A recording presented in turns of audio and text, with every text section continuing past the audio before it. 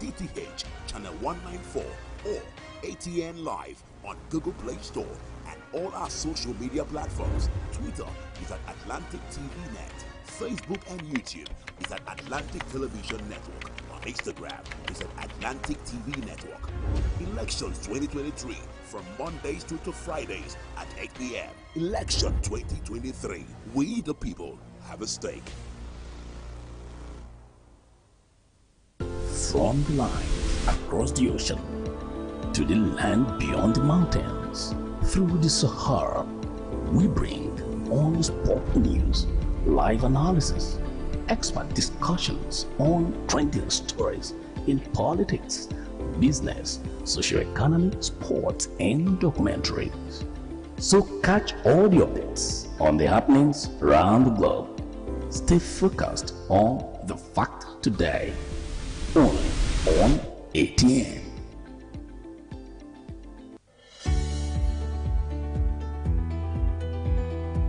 People into the country illegally. That is amazing. You human trafficker. Honorable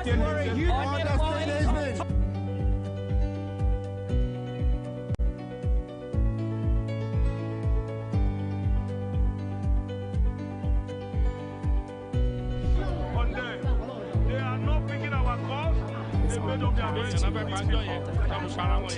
no agreement with the EU, but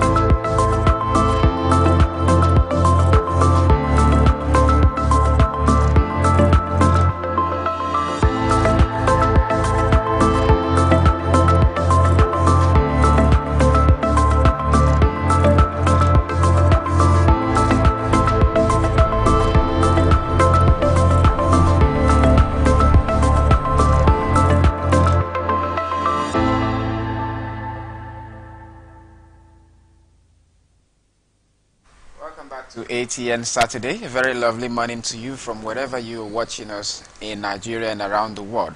And today on ATN Saturday, I promised you that it's going to be a very encompassing and wonderful conversation we are going to be having, if there's any word going by that to qualify it. But first of all, as it is a tradition, let us first look at some very important issues that we consider as anchors, and we call it the anchors chart.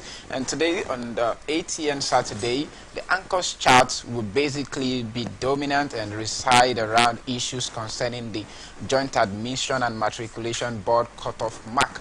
Yes, because JAMB recently released the cutoff mark to make eligible students get admission into Nigerian university, and subsequently some say, oh, it is subjective to some universities' whims and caprices to determine what the cutoff mark would be. But I told you I'm not alone this morning in the house. I have Ben Moses. Ben Moses, good morning. Thank you very much, and good morning. It's another time to look at issues that have developed so far this week within our country, Nigeria. Good to see you again. Good to see you. Speaking of being on ATN Saturday, this morning is another wonderful time to be in the Atlantic and letting it out. How are you? I'm good. All right. So looking at the issue of JAMB's pegging the scores or the particular benchmark for students to get into universities, we have the body saying to get admission into university, you have to achieve a benchmark of 120 or 140, is it?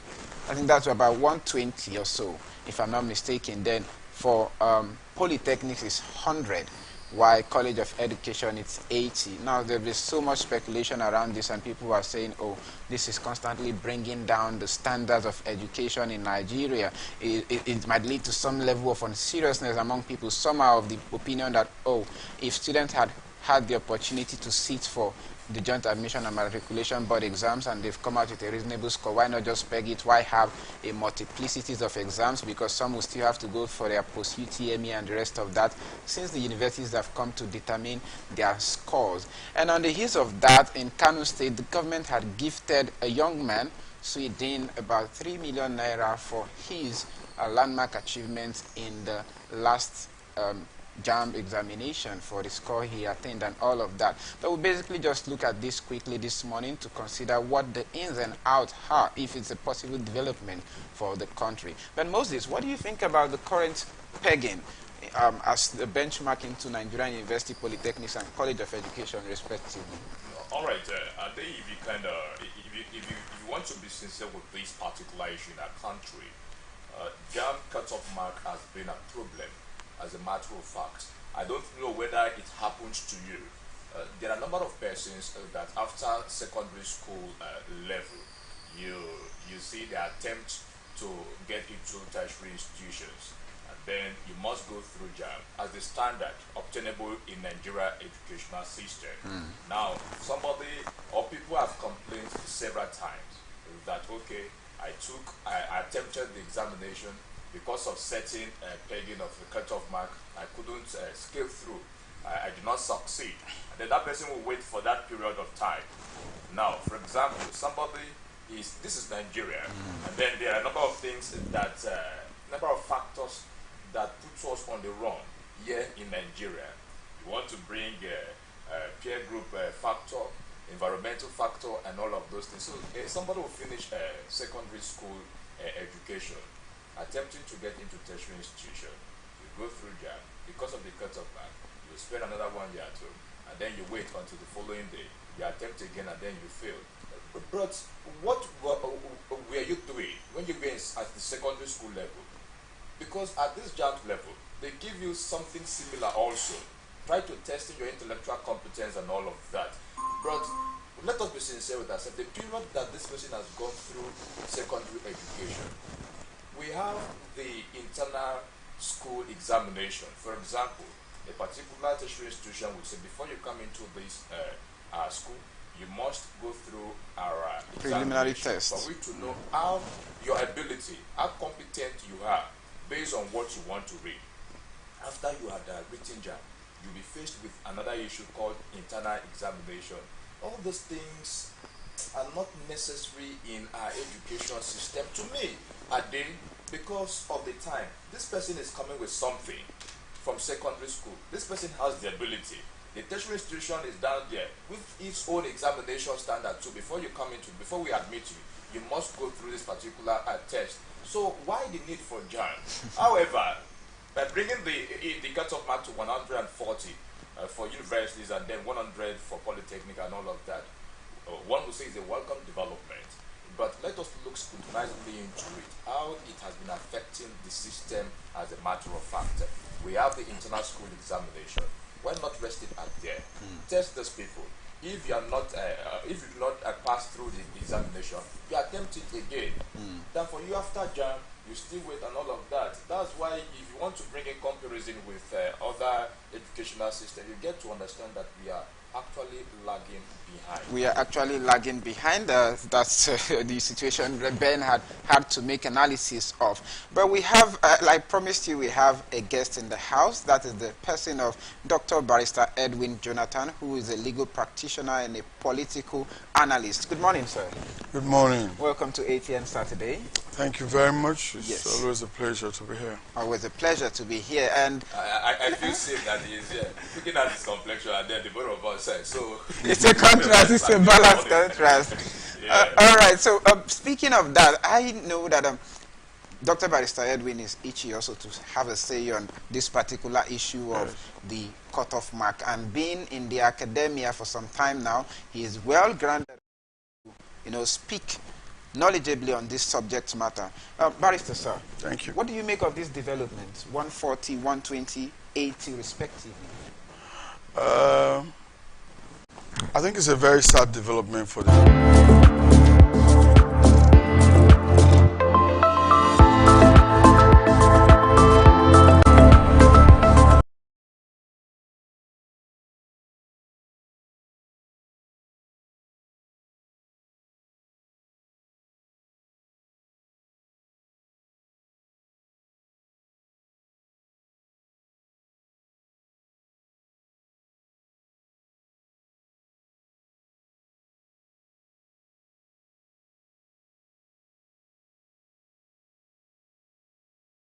university, which they fund. I do not think that JAMB has any jurisdiction legally to conduct exams for private universities and also state universities. Federal universities, yes. But be that as it may, we're in a country where laws are obeyed according to the convenience of certain persons, who are benefiting from the system.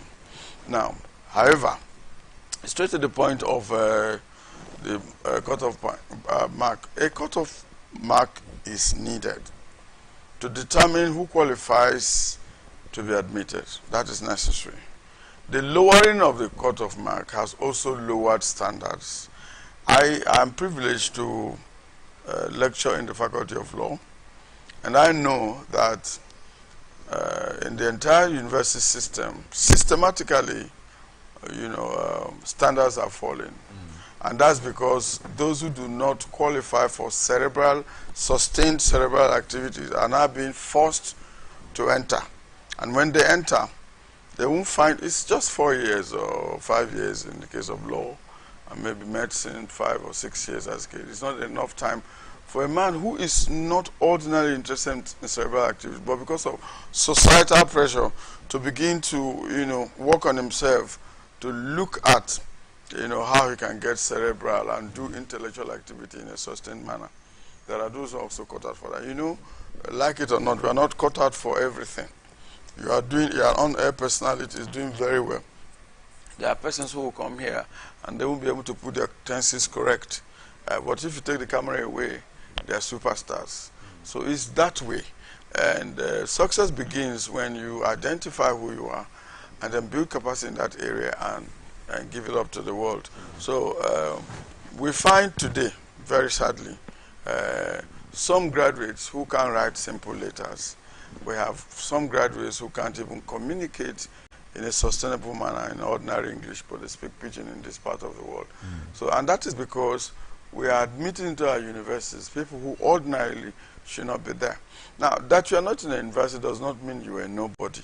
That you didn't go acquire certificates in a particular discipline does not mean you'll not be able to put bread on your table. You find what your edge is. It could be using your hands to do practical things. You can become a motor engineer without a certificate, electrical engineer without a certificate, and still make it. Maybe all you need to do is just find a way to study English to be able to communicate with your customers, which is what is done globally. People are not forced to pass through the university system. And all these dropping cutoff marks, it accommodates people who cannot meet it. It came down from 200 to 180, now it's 140. The next time it will be 40, or in fact there will be no cutoff mark again, everybody can come. In this system, you find people that when you communicate ordinarily, they say you're too high. I'm like, sometimes when we try to pass through some information, students are that is speaking too much grammar. So I said, but what did you pay for? You didn't pay for me to come to your level.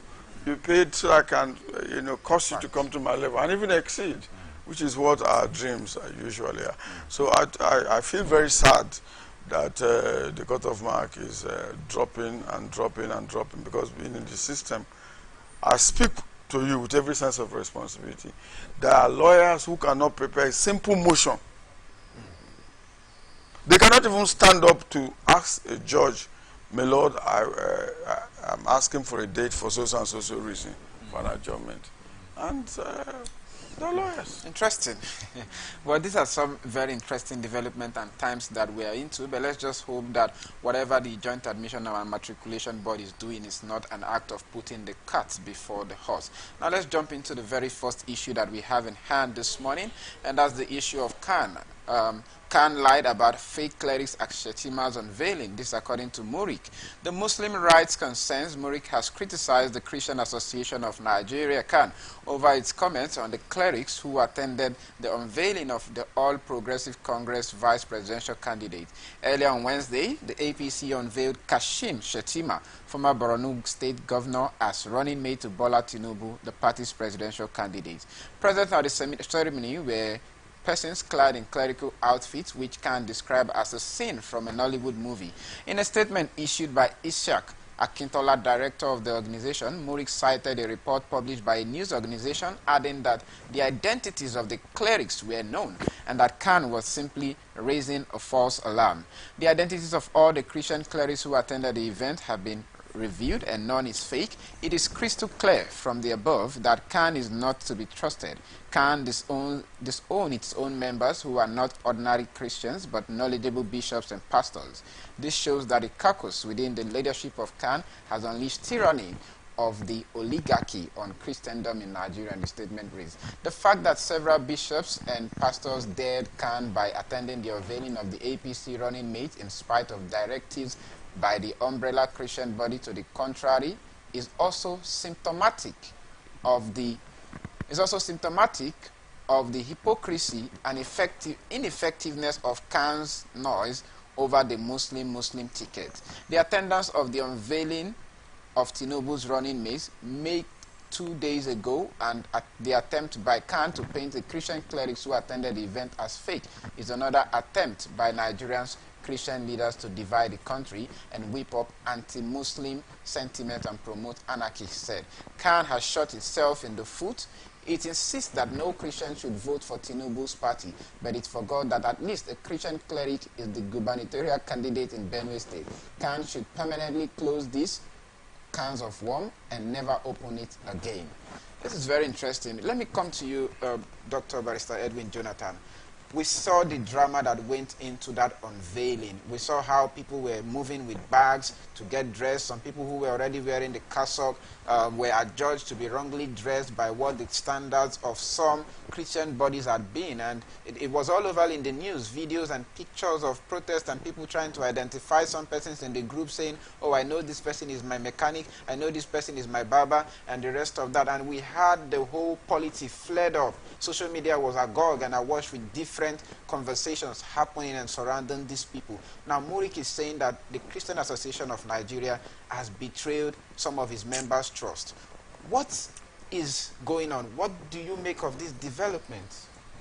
Thank you very much, my friend here in studio. I feel very sad for this nation. And you know, in the part of the world where I come from, there's an axiom that says every fish gets rotten first from the head. And once the head of the fish is rotten, the rest of the body follows. We have a huge challenge of leadership, and that translates to a huge challenge of value. In the first place, between Murik and Khan, who is qualified to identify bishops? Christian bishops. Who? Is it Murik or is it Khan? Number one. Number two, can Murik sincerely say that if it was Christians or some unknown person that dressed as imams and alfas, Muslim clerics, and appeared, are we going to be looking at this matter as a matter of debate on TV or anywhere else? You know the rest of the story. You can answer these things. It's a shame that, you know, people try to legitimize an illegitimacy because there is freedom to say anything. And it is very clear that some persons can say anything and get away with it, but some persons, if you see something not even as close as what the other person said, they find themselves in trouble, either with the legal system or police enforcement agencies and all of that, and even their personal security. And that's why I call upon Nigerians, so let's look at our narratives again. You see, Ahmed Bola Tinubu has a right to decide who should be his running mate. It's a right that is discretionary. You could decide for a Muslim or for a Christian. But if you are going to run a system, you will find out how the system functions. Ahmed Bola Tinubu will not say he does not know that Nigeria is a secular state.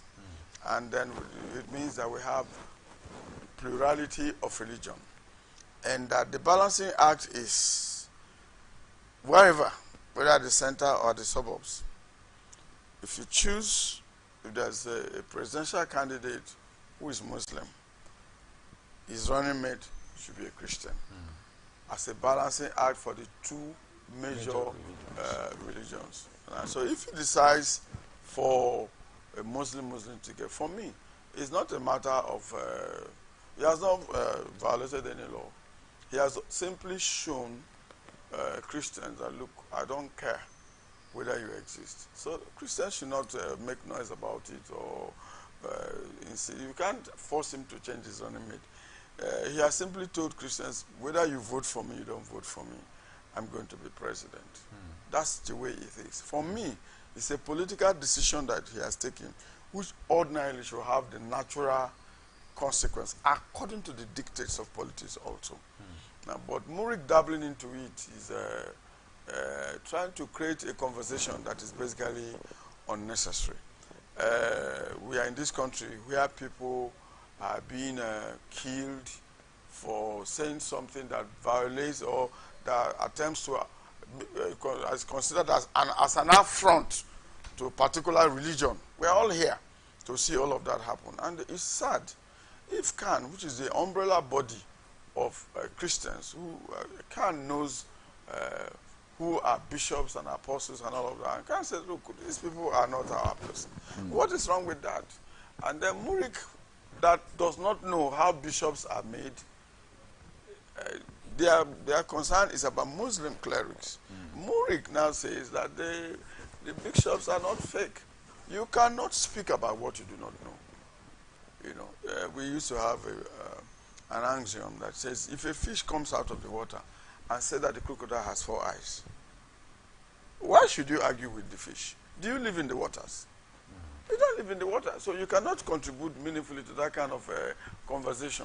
We're not talking about imams and alfas and whatever. We're talking about bishops. You are not a Christian, so you cannot say that the bishops are not fake. The umbrella body of the Christians say, look, we don't know this kind of bishops. And in any case, the Catholic community says that we didn't send anybody there. What is wrong in all of that? Why are we, abandoning the issues that bedevil our nation to create conversations that will take us nowhere? We have challenge in our economy from 80 naira per dollar to 400 and something, 600 and something naira a dollar. Most Nigerians cannot find food. There is violence everywhere. People are dying. Innocent persons are dying. In a nation that claims not to be at war. Those are the issues that should really form our conversation, even if it's on an hourly basis. Not who was a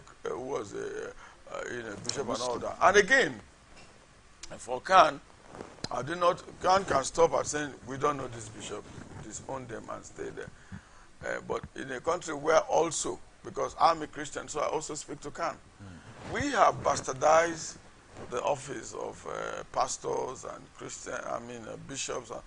Any Tom, Dick, and Harry can wake up, buy a cassock, and wear it and say, I'm Bishop XYZ, and nobody's going to stop him. We have so many young persons who are still supposed to be under the tutelage of pastors, but who said, oh, last night God called me. Yesterday, look for one shop and start. And then they are pastors. So the possibility is that these bishops were ordained either that early morning of that day or the previous night. In which case, they are still bishops. Interesting. That's on a like. Yes, they are still bishops. But even then, Murik is not in a position to tell us who are bishops and who is not. And I take strong exception to it. I take strong exception to it. We should be able to correct this nation. All right, Dr. Jonathan. Yes, sir. Looking at our political happenings, as a matter of fact, because all these things are developing again towards the 2023 general election. Yes. Perhaps we have not seen it in this nature before, but at this point in time, it is something that every Nigerian is saying that no, this thing has to be this way, and that thing has to be that way. We're talking about religious bodies here. Now, don't you think that religion is gradually eating and then trying to shoot its face to taking over our political mandate, as a matter of fact. Nigeria is a secular state, Yes. as you have established Yes. this morning. But looking at it from this angle, are we not expecting this kind of thing happening from this direction, Doctor? See, when we attempt to make a distinction between religion and politics, we play the ostrich. We play the ostrich. What is politics about? Politics is about the welfare, the physical welfare of people. Leadership is about the physical and social welfare of the people. Provide infrastructures, provide medicine for our health, provide this, provide that. Give us an opportunity to attempt to have the good life. Isn't that what politics is all about? That's what it is. Then religion is about the welfare of the soul. You see, both of them are inseparable if they're going to work. You see, you need the welfare of your soul to be able to understand, take advantage of the welfare of your body. Because man is a spirit, he has a soul and lives in a body. The reason we have this body so that we can function on the earth realm. Otherwise, we're essentially spirits and all of that. We'll not be talking about houses or cars. If you want to go to Abuja, just close your eyes, you're there. And if you want to go to London, no visa, nothing. But because we need to function in some distinct parts of the earth, we need a body. Now, I said this to say that if you check the Bible, there was a time that the children of Israel asked for a king. God wanted to be their king. He's an invincible God, but his acts are visible. But the children of Israel wanted a visible king who they can relate with visibly. And if you read Bible history, that's how God began to give them kings. When the Bible says, when the righteous bears rule, the people rejoice. Why? The welfare of the soul translates to welfare of the body. So if we have people who are already being fraudulent from the very beginning, you know, by presenting to us, in the first place, I do not think Tinubu needs to prove a point, to prove anything to anybody. I have chosen a Muslim, and that's my decision, and that's it. If you don't like, don't vote for me. It's not something he needs to validate. He doesn't need our consent to determine who is going to be his running mate. You understand? So why are you trying to validate something by creating an illegitimacy and then in the process making yourself, you know, and the entire nation a comic relief? You know, because the global community, when they see what's happening, they just keep laughing. That what's wrong with all these people? Anyway, do you really have to rule us? Do you really have to lead us? Those are the issues. And then you see, just as you know, mentioned, you know, you cannot divorce. My view is that you cannot divorce religion from politics. If you take away violence, if you take away violence in pursuing religious ideals, it's beautiful. It's beautiful. You know, because I grew up in the village. We were not essentially Christians until now.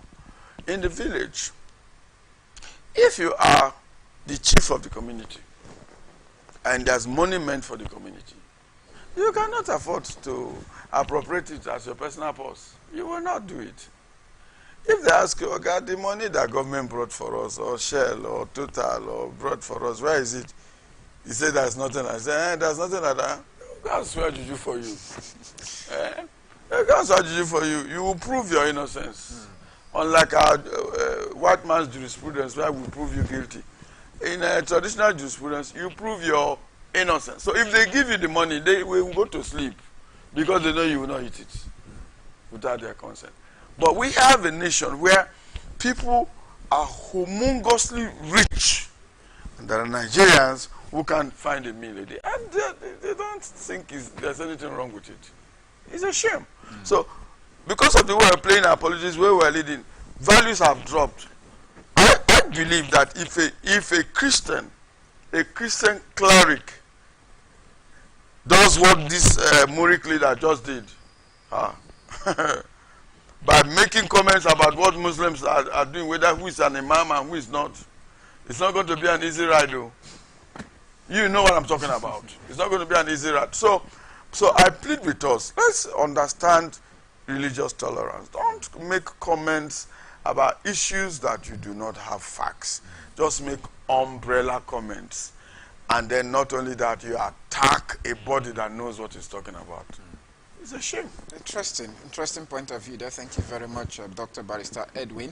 But finally, before we let go on this particular issue, let me bring you abreast with something that was in the news yesterday. Now, yesterday in the news, we had an association rather known as Krakran, which comprises of the headers group, who had come out to say, okay, that the political leaders and religious leaders are the people flaring up the polity. They are the people making the system of politicking in Nigeria heaty. And they are the people behind the whole divides, the rule and divide mechanism and all of that. Now, looking at the fact that over the past 8 years, in the current administration that we've been to, we've seen issues replete with religious coloration around. We had the issue where the leader of El Zazaki was arrested, and yet to date we've not had the last of it. We had the issue of the recent Deborah that was killed. Yes, that was lynched, and some other issues. So all this, and even the issue of the Boko Haram that has been continually looking as if it's being targeted at a particular religious group. Now, looking at all these coloration and issues happening around the country, don't you think there's a reasonable ground for people to have fears and apprehension towards the choice of candidates people are making, like the Muslim ticket controversy we are witnessing now? Don't you think that might have some traces to the spark in the system? Yes, I agree. That's why we are all saying that, granted that Bola Ahmed Tinubu has a discretion to decide who is vice presidential candidate, he has to respect the undercurrent of the system, which is a balance, you know. And like you rightly pointed out, religious issues are being thrown up. But let me also say this with every sense of responsibility.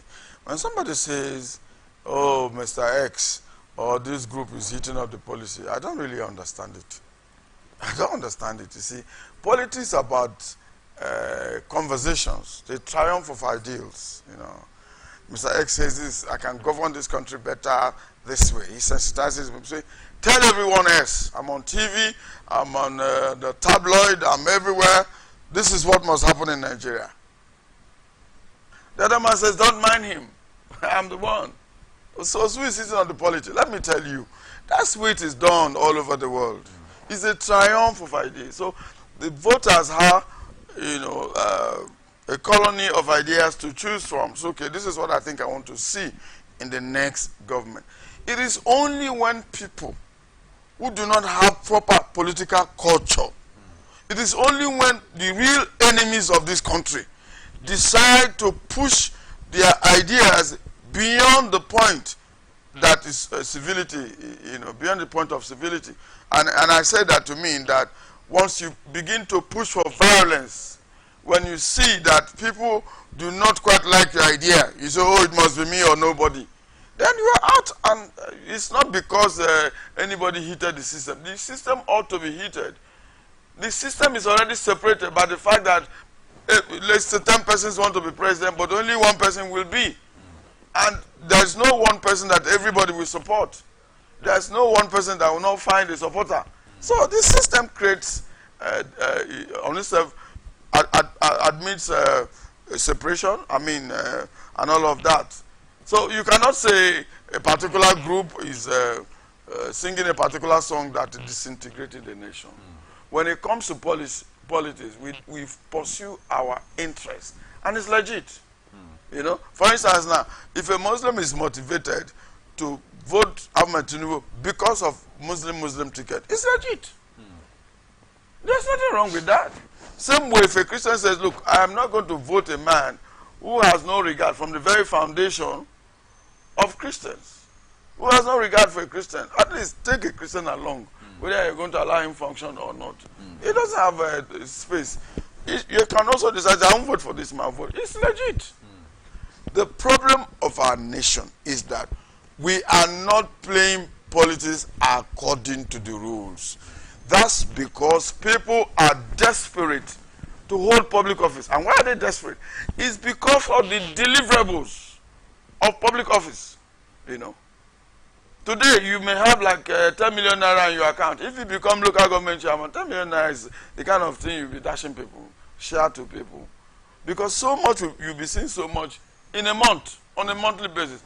Multiplied by how many years you're going to be in there. It is the quantum of financial benefit and convenience that's making people make politics a do or die matter. As simple as driving on the road, you see convoys of all manner of persons, including armed robbers. And they push us away from the road. You know. So you are a civilian administration, but everything you do looks very militarized. In other climes, here politics is really, it's a negotiation, it's a conversation, it's a talk. We discuss it, you advise your idea, I advance my own, then there's a triumph of one idea over the other. The other people will now wait for the next election. And they look at, okay, this is what we didn't do well, this is our idea, we didn't push it like we have said, like, okay, now we set up structures and all that. You know. Now, what happened, just to give you what happened in Osun State, for instance, when Adeleke won that election, it was not about the party, the platform, it was about him. You know. The man has developed love for his community, he has done so much for his community, they believe in him. So even those who are not PDP person, APC people, they voted for Adeleke. And I can tell you for free that in 2023, we will vote individuals. Nigerians, we are tired of the poverty now. We are tired of suffering. And so rather than think of, you will see how the campaign is going to be. It will be very barren. For instance, if you have been part of a system that has not delivered what they call, quote unquote, the dividends of democracy. So what are you going to do differently? Particularly if what is taking you there is the party. I don't know if we're on the same page. I mean, you are going to advance the ideology of a party that has failed. So what are you going to do differently? But if somebody says, look, it's not about, this is what I want to do, that's okay. As you, because anyway, they say party, but it's one man that occupies the office. He's the one that be issuing the one that is occupying the office now. Whatever he decides to do, what he will do, whether the party likes it or not. Incidentally, they have even elevated them to, he is the father of the party. Do you argue with your father? Whatever he says is what will happen. Interesting point of view there, Dr. Barrister Edwin Jonathan. This morning on ATN Saturday, he is rising and shining very bright as always. Well, let's hope that Murik get to settle their score with the Christian Association of Nigeria. And the Nigerian media is always good and always on the front burner with creating new lingos. The coinage we now have in our hands is upcoming bishops. Let's see how that plays out in the system. Now let's move on to something concerning ASU strike. The lingering. Before you move down to the next issue, you just say upcoming. There was another one, unknown bishops also. Just to remind you of it. I don't want to go there. The unknown is difficult to curtail. So let's leave that. Let's leave it at that. Okay, now in matters relating to ASU strike, Nigerian government urges NLC, that is the Nigerian Labour Congress, to shelve protest over DSS warning. The federal government of Nigeria has urged the Nigerian Labour Congress, NLC, to abandon its planned protest over the prolonged strike of the Academic Staff Union of University, ASU, and other university-based union. Chris Ngege, the Minister of Labour and Employment, made the appeal at a meeting with the leadership of NLC in his office on Thursday. Ngege, in his speech, informed the NLC leaders about the DSS report against holding a protest. The minister urged the NLC to reconsider the planned rally as hoodlums might take advantage of it to cause a breach of security. This is something that has always been replete in our system whenever there is a need to call for a better move and change in the polity, to call for development, especially by being expressive through protest, peaceful protest, that is to say. There is always some sort of intelligence report coming from the security quarters, and people are beginning to wonder and say, is it that the Nigerian government is anti-development, or the security apparatuses only get their intelligences when it comes to matters that concerns civil development and some sort of growth in the system? These are the issues that are bothering us this morning, but I would love to take it sharply and briefly to Dr. Barrister Edwin Jonathan. What is going on? You know, thank you very much, my brother. You know, it's really sad. It's sometimes a lot of times I want to be as patriotic as I can be. You know, with the way the federal government defined patriotism to mean those who are for the system. When you are for the system, no matter how bad the system is, you are a patriotic Nigerian. If you want a system change, you are not patriotic, and it's a shame. You see. There are two things responsible, two factors responsible. Number one, basic ignorance of how politics works. And then the second one is perfidy. You know, when a man is perfidious, it means he knows what to do, but he decides to do the contrary. And I don't know which one is applicable, or both of them are applicable in this instance. Fundamentally, the right to protest is fundamental in a democracy. The right to say no, carry placard, and then show it everywhere and take a walk in the street. Now, what is not guaranteed is to be disorderly and violent. If you get disorderly, the police will come in and stop you, and that is their right. But it is wrong for the DSS or any security authority to say, look, we have intelligence report that says hoodlums might hijack it. Now, if you have that kind of report, it is the instrument for you to work. You cannot stop the people from doing what they want to do. You only provide your men. Say, look, be on the watch. Once you find a scintilla of violence, you stop the protest. It's a shame when people fail in public office, people like Ngigi and others who have failed massively.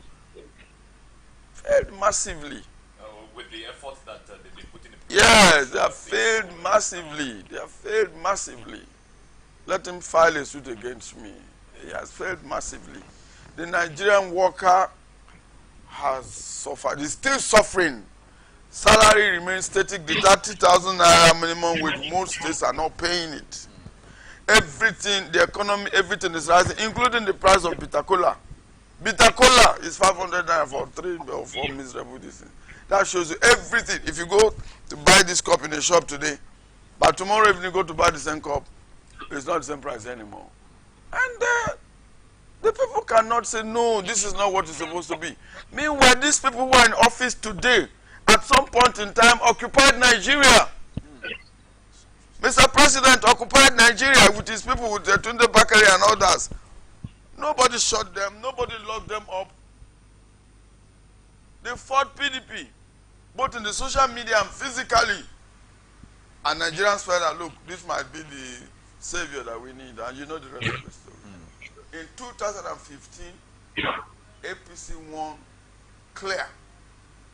Fair and clear. Because Nigerians believe that the change they promised was going to come. But you and I know the rest of the story. So the hallmark of democracy is freedom of speech, freedom of association, and nobody can curtail it without being draconian. What I advise the security forces to do is, you have an intelligence report, thank you. Provide security for these people to do their peaceful protest. It's done all over the world. Are we a different country when it comes to the welfare of the people? But we are in a country where somebody will steal billions of our money, admit in the presence of investigating agency, and go to court and plead not guilty. The accountant general that was suspended as trial, that's what he did. And it's okay. And who am I? Nothing will come out of it. Many people somebody has cut grass before for 200 million. What happened? Snake swallowed 6 million. What happened? See, let's all realize that we are in this nation, we are in this earth for a season. No matter where you are. No matter where you are. You are in government office today because God allowed you. you are not going to be the last person in the office. This table you're shaking, you will need something. And that's why I advise politicians. It's good for you. You can fly the world. You can stay months or years in the best hotel in the world. You don't even sleep in your house anymore. You don't work and you are receiving alert and all that. It will not be forever. Go and ask former this, former that, what they're going through now. Interesting. Thank you very much, Dr. Barrister Edwin Jonathan. Before I take your question, Ben Moses, let's go straight to Abuja Studios now, where we have Vincent Samuel standing by. Vincent, good morning. Good morning, Ade. How you guys doing? Good morning to Ben, and also good morning to Barrister Edwin. Thank you. Good morning. All right, Vincent, let's have one or two questions from you concerning the current issues we've been discussing about, where the DSS had come out to advise, or should I say warn, that the NLC should shelve its current protest strike that is supposed to happen, a solidarity protest or whatever as they call it, because of a security breach that they had suspected from the intelligence report they had gathered. Well, thank you for the opportunity to ask. But of course, what one would like to understand is the security breach supposed to be to stop the strike or to beef up security to ensure that when these people want to protest, they would protest and they are secured. Security measures will be put in place, more deployment will be made. So is it to stop, is it that some people feel the government is trying to go through the DSS to ensure that they halt this strike? Is that what the government is trying to do? Barrister Edwin. Well, thank you very much. That wouldn't be my question. It would be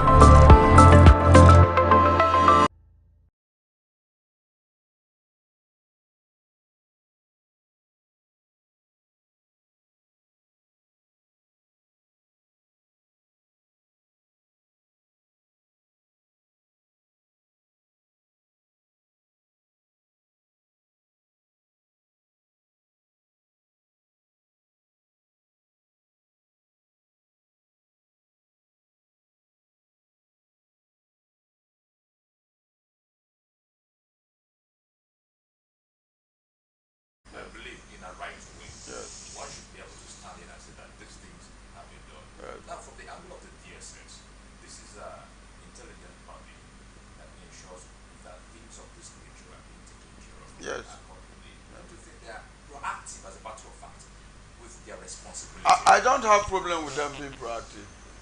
The question is, what are you going to do with that report? Just as Vincent mentioned.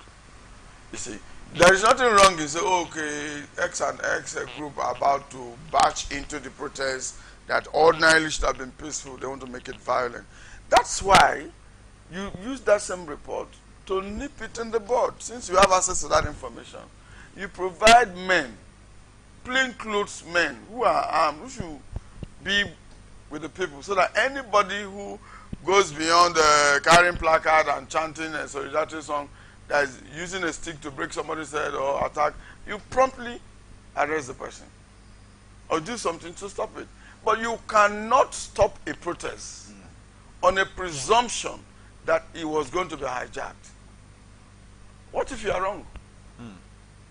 You have denied a whole session of people the right to exercise their democratic right of freedom of expression, of what affects them directly. It's a livelihood. You know, because you see, if let's put it this way now, if you are a DSS director, a DSS chief executive, or DSS operative, and you are not properly paid, you're not properly, your life is endangered, will you protest? You see, the point is, it's easy for us to handle it when it's not about us. Now, the Boko Haram thing, somebody might say, oh, doesn't matter. That's because your people are not being killed. But if your people are being killed, you say, no. Most of these are our security operatives, big wig leaders and political leaders. If their children and family were here, and one of them becomes a victim of Boko Haram attack, do you think we'll still be playing this ask him and chocolate approach to the Boko Haram? No, you will not play this kind of thing to insurgency, because they would have been affected personally and they will go Any length. How can somebody even tell me that Nigeria is not at war when you have a ragtag army that occupied some parts of Nigeria, hosting their flags, collecting taxes, and doing all manner of things, and you say we are not at war? What is war? People are dying on a daily. People are kidnapped and killed. And we have security agencies that are being funded by public funds. So, they will tell you, oh, security is everybody's business. Okay, if it's everybody's business, why are you being paid? Let's do it together, because I'm not being paid. I provide this security information. You now act. So let's do that. But you are being paid to take care of security. So you must, arise your responsibility. So I'd have no problem with intelligence. How come they don't have intelligence report on Boko Haram and fight Boko Haram, where this Oga that's about to leave office now promised us that in 3 months Boko Haram will be dead? Yes, that's the Oga I mean now. The president, Muhammadu Buhari, our president. We are loyal to our president. He promised us that he belongs to nobody, belongs to all of us, and that in 3 months he will, finish Boko Haram. He also told us that within his regime, the dollar will be $1 to 1 naira. Why are we like this? Why are we like this? But this is talking about the planned protest. Number of persons be involved in that particular, or in this move as a battle. Yes. Can I tell you something? Sorry, our leaders would have been interested, or even engineer the planned protest, if each one of them, 2 of their kids are at home over the ASU strike. So the children of the poor have lost 6 months. But their children are graduating in several universities globally. So it doesn't mean anything to them. Is it not perfidious and ridiculous that a government that claims a paucity of funds, somebody can stay at home during that, not answers, during the COVID-19, and say that the country spent billions of naira feeding children who are ordinarily at home with their parents. The school So feeding they were program. not going to school. So where did you see them to feed them? And that has gone. Not only that, in this electionary thing, people had 100 million, including Emeka Wanjuba, to buy farm. 100 million. If you calculate the money they made from that thing, is enough to answer. What is ASU looking for? They go to the House of Reps, or go to the Senate to set up more universities. Meanwhile, the universities that exist are poorly funded. ASU simply say, fund these ones well. It will take care of everybody. Do you know how many universities we have now? It will get to the point where 2 or 3 are gathered in the name of academics. It's a university. 1 building, no lab. Some people are qualifying as chemists without seeing a conical flags. They don't know the difference between base and acid. Let's tell each other the truth so that we can change the narrative. And for as long as we are playing the ostrich, it will continue like this. Thank you very much, Dr. Barrister Edwin. It's always an interesting conversation, holding it down with you here on ATN. And of course, this morning is a Saturday. We've been looking at the issue of DSS trying to tell the NLC to shelve their planned protest. But again, let me bring it to your reminder that it is constitutionally enshrined for citizens of any country to carry out a protest, provided that they can go to the relevant authorities, being primarily the police, to get a report backing their protest. And the reason for that is for the police to provide security. Yes. So why are we seeing a change of the narrative? Why are we seeing a reshuffling of the whole system and plans, where if you have a security plan or you have an intelligence report, it's supposed to be like a simulation to the agency to carry out whatever protection they want to carry out? These are the burning questions on our hand this morning. ATN Saturday is still the program you're watching, and I still have Dr. Barrister Edwin in the house with my able co-host Moses Ben. We have to go for a short break before the steams are let off the cup. We'll be back after now. ATN Saturday. Come back soon. Meet the people making the difference in our time on ATN Icons. Here, we present you legends celebrated for their heroism in different fields and serve as role models today. ATN Icons, showing every Sunday 8 p.m. to 9 p.m. on Atlantic Television Network, StarTimes DTH channel 194, ATN Live on Google App Store, Facebook Atlantic Television Network, YouTube Atlantic Television Network, Instagram Atlantic TV Network, Twitter Atlantic TV Net. For sponsorship 0810-634-1777. ATN Icons, celebrating the giants of our time.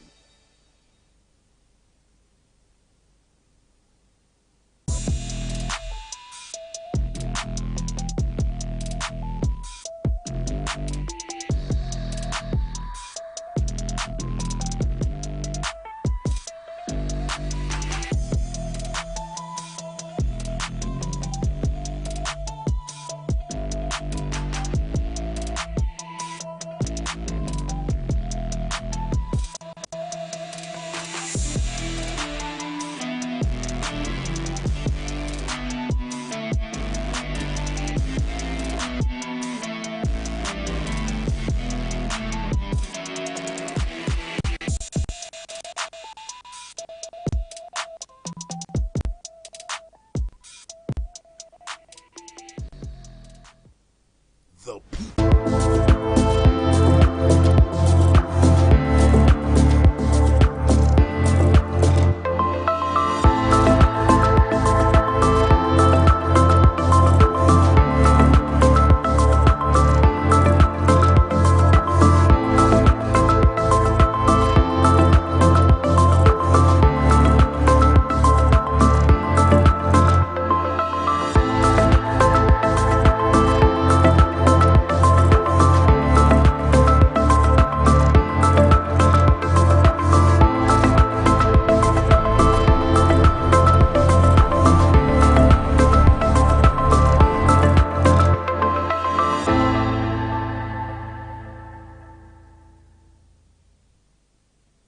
ATN Saturday. We've been having some very wonderful conversation here. Of course, when it concerns issues in the news in Nigeria and around the world, the news always seems to have a rhythm to its own development, as the case may be. And we've looked at issues concerning, just to bring you up to speed if you're just joining us, we've looked at issues concerning Murik telling the Christian Association of Nigeria that they had told a lie. They had committed some sort of perjury, if I should borrow a term from Dr. Barrister Edwin's field, that they've committed some sort of perjury by saying the bishops who attended the unveiling of Kashim Shatima were not one of their members. And we also looked at the issue of DSS warning the NLC not to carry out their planned protest because of some security highlights and intelligence report that they have gotten. But right now we'll leave all that as a thing of the past when we run into the current issues we have at hand, and that's concerning the IPPIS. Federal government verifies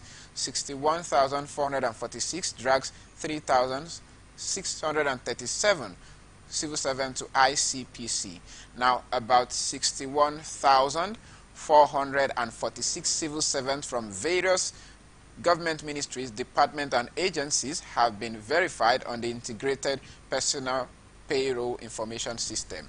3,657 civil servants have also been reported to the Independent and Corrupt Practices and Related Offences Commission for Persecution over failure to get verified on the platform.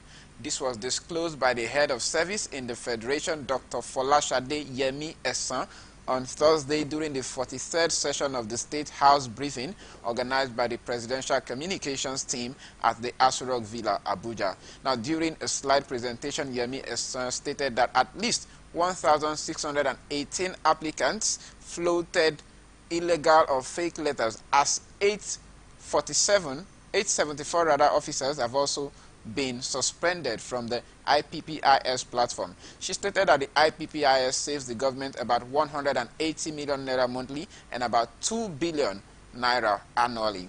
The HOS, Head of Service that is, said IPPIS can also accommodate the salaries of striking universities lecturers.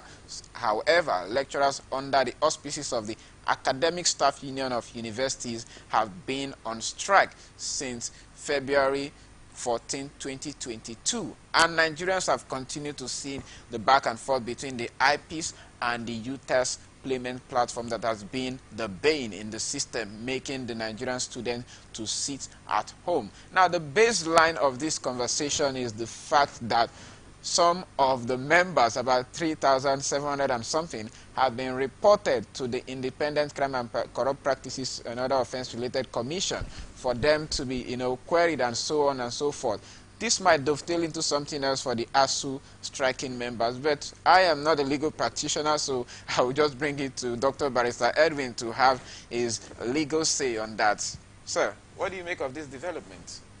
Well, I think it's still part of the old narrative of those who are in public office claiming that they have some kind of superior ideas all the time.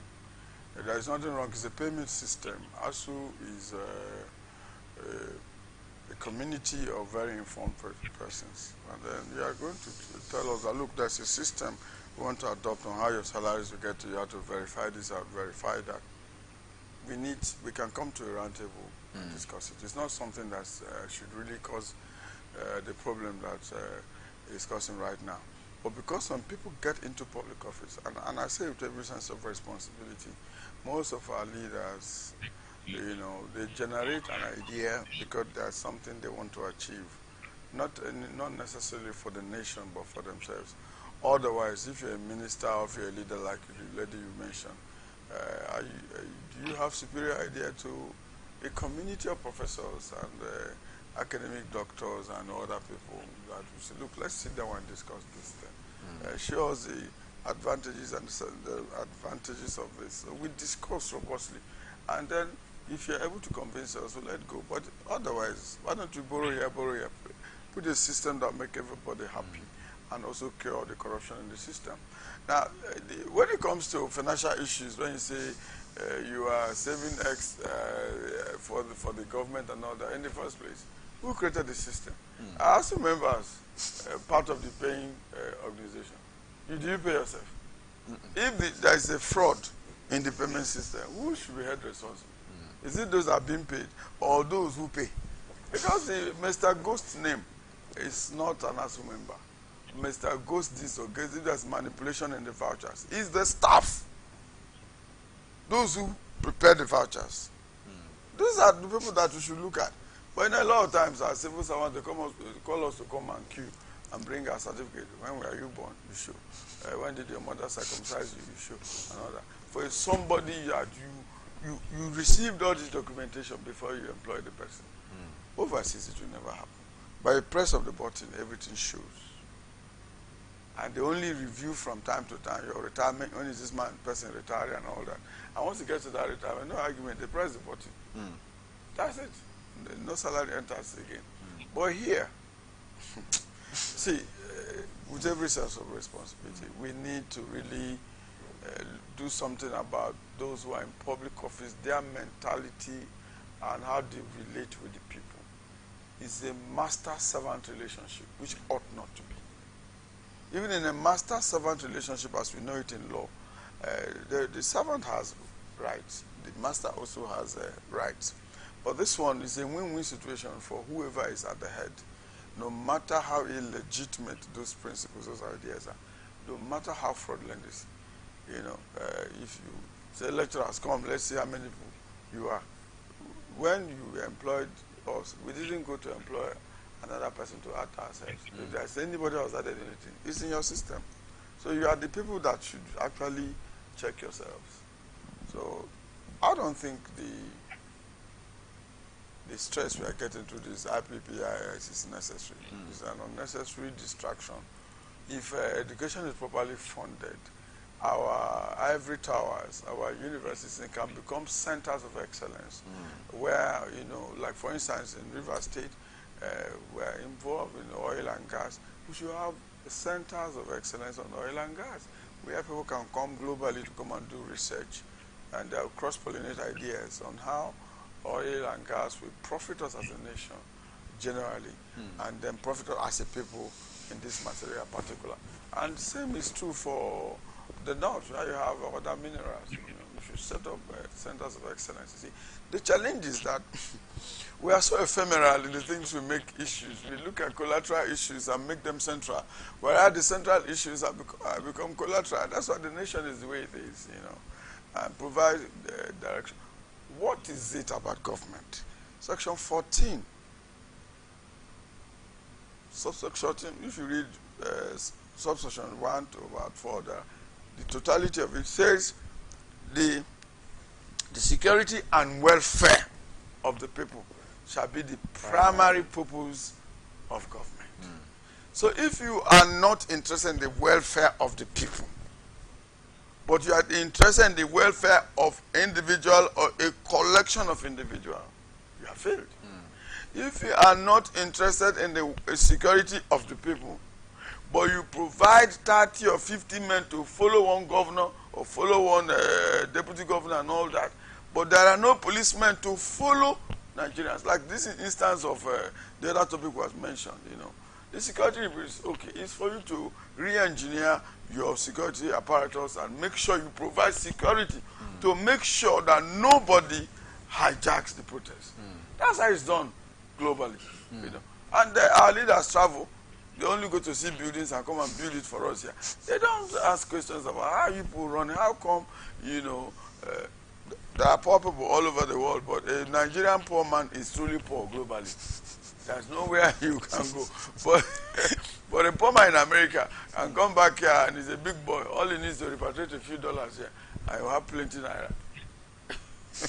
All right, Dr. as you have stated, that it's been clearly stated in the Constitution that the primary responsibility of government is to ensure safety of lives and property in the society. Yes. Now, the issue of IPPIS. Yes. Now, the government has come up from time to time to clarify the issue that we are making this mechanism, this particular pattern, to ensure that things go properly in this particular system. Do you know why? I'm sorry to cut you. Do you know why ASU cannot even believe them? They have never been sincere now. I mean, even why they are trying to they have never been sincere. Government has never been sincere in its relationship with ASU. You know, this is because we have a government that gets into an agreement with a view to renegotiate it. It's a permanently renegotiating government. You agree with ASU that this is what we're going to do, and everybody signs. You default. And then when ASU reacts, say, come, let's renegotiate. They also come, you renegotiate and default. You know, if I can't tell you, I think a litany of, I describe them as government of renegotiation. It's irresponsible. For crying out loud, the funds that you are saying you don't have, is it your personal money? Nigeria today is a monocultural economy. It's from oil. We Niger Delta people, we feed this nation. So how much of it are we getting? And you are seated there in Abuja and say, oh, government does not have this, government has. But we see a convoy of very expensive cars carrying one man. And then a convoy of heavily armed policemen following one man. Another convoy following madam. Another convoy following the children. So how many policemen are left now to follow me and you? Who are Mr. Nobody? It's the point. If you go to the UK, if you go to a park, you find somebody smoking a cigar or reading newspaper, sitting there. It might just be an MP, member of parliament. You will not find any policeman around him. The same police watching you who just came to that garden is also watching the man. That is what life is supposed to be. At this, if we are really playing according to global best practices. You know, when it comes to what government should do, we have our own kind of way. But when it comes to what the people should do, let's look at global best practice. So that's the challenge. That's the challenge. They can do this, but what are you going to do with it? You cannot make discrimination. Discuss IPP, and let me also tell you, before the ASU people are challenged, they have found the lacuna in the system, which I cannot tell you I have access to it. But those who are negotiating with ASU, who are saying no, there's information they have, facts. So, but government is not ready to sit and discuss. And they impose it and say, how can you be talking about my welfare? You don't want me to participate. That same section that I cited, section 14, says that the participation of the people in their governance must be ensured. And that participation does not mean yes sir, yes ma, yes sir, yes ma. It means from time to time, no. Active. So that you can re-engineer your idea. You know, we have not leveraged on the power of opposition. When somebody opposes you, it means go back and look at what you're advancing. Look at it well. Look at the nitty-gritties. Bring up stronger points. Even in prayer, God says, engage with me. And bring your strong point, why you want me to do what I'm going to do. So if God will allow it, why would it that man will not allow it? Well, that is a very interesting question that we'll keep looking at as time goes on. Now, let me bring it to you, Vincent. Vincent, let's take a question from you.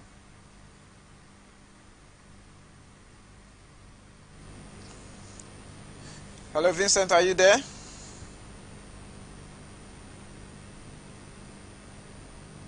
Hello, Ade, can you hear me? I can hear you. Please go on. Okay, I said, well, it's interesting that we have Barrister Edwin in the studio, and of course, Barrister Edwin is a lecturer, and I think he should be able to give me some insight on this issue, because of course, the IPPIS and the UTAS are two different platforms, and the UTAS is a platform that is being developed by this local indigenous brain. And I want to believe that by the time they approve the UTAS, it won't stay with the lecturers. It will be the government that will manage this payment system for lecturers. The only thing is it will accommodate the payment system of the lecturers, which they feel is quite different from the regular civil service. Why is that? Is it that the government is finding it difficult to, accept that payment system, Barrister Edwin? Vincent, thank you very much. That is why that's the question we are also asking.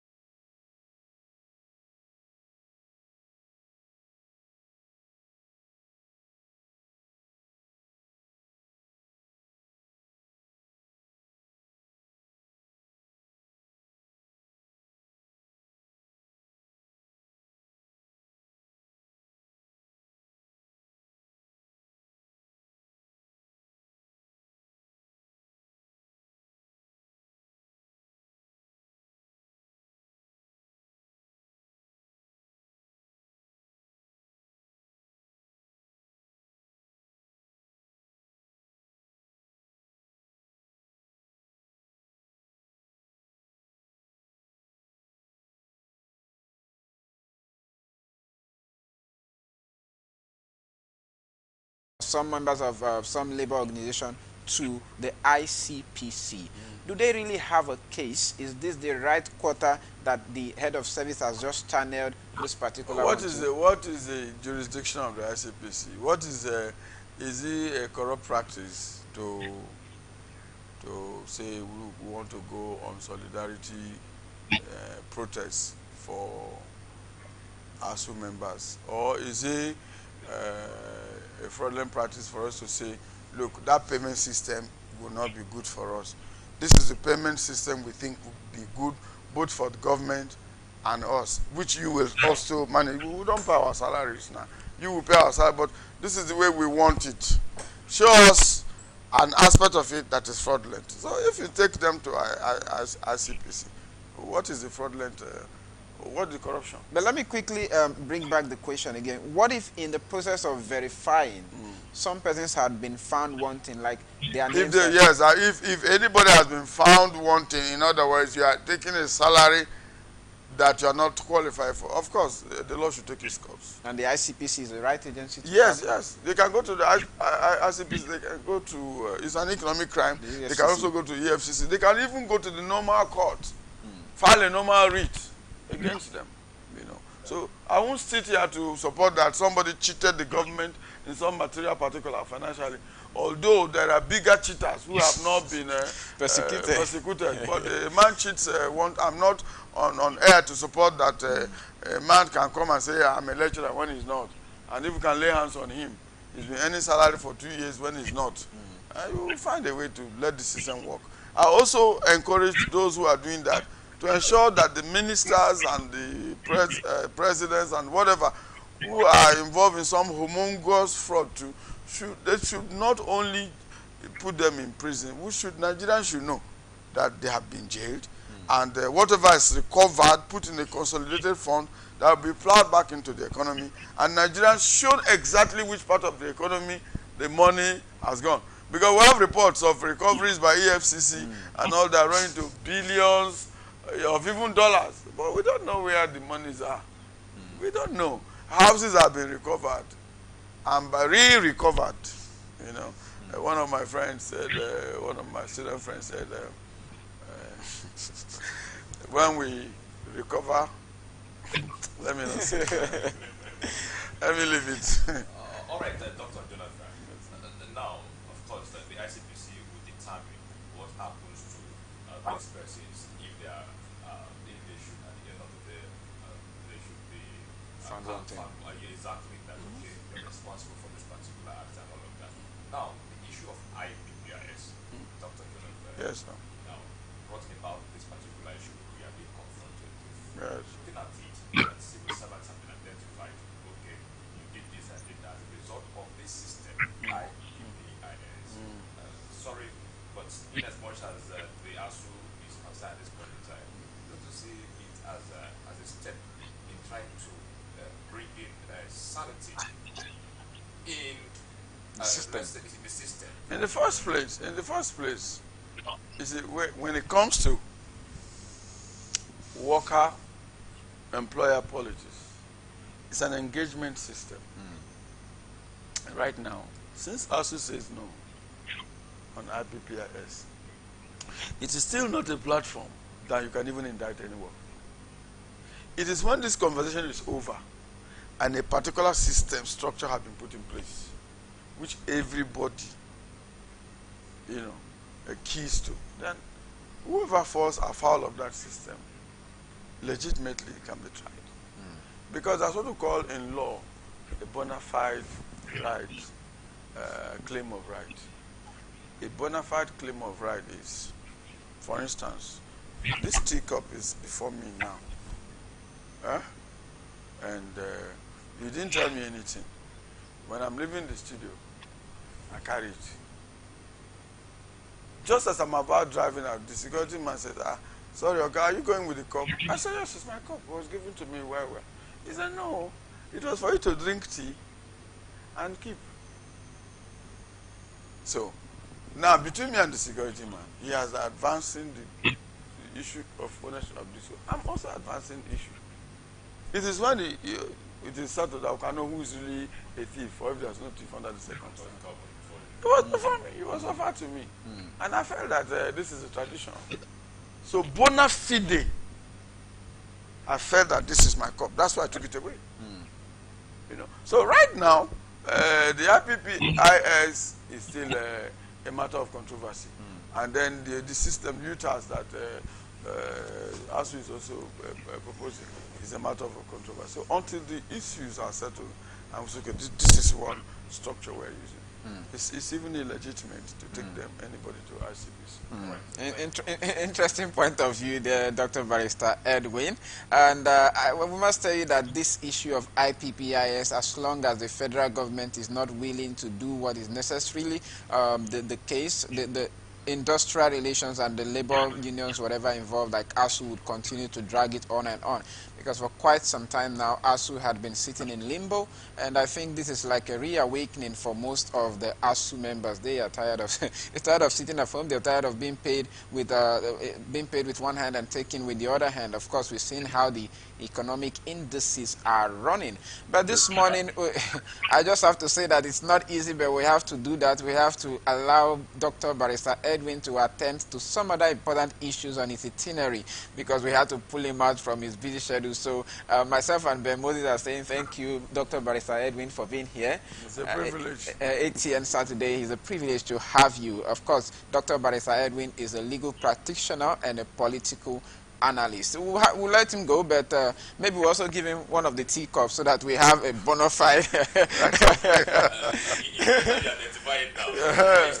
Precisely, the will say, this man stole the cup. All right, ATN Saturday will be back after a short break. Stay here. Meet the people making the difference in our time on ATN Icons. Here, we present you legends celebrated for their heroism in different fields and serve as role models today. ATN Icons, showing every Sunday 8 p.m. to 9 p.m. on Atlantic Television Network, StarTimes DTH channel 194, ATN Live on Google App Store, Facebook Atlantic Television Network, YouTube Atlantic Television Network, Instagram Atlantic TV Network, Twitter Atlantic TV Net. For sponsorship 0810-634-1777. ATN Icons, celebrating the giants of our time.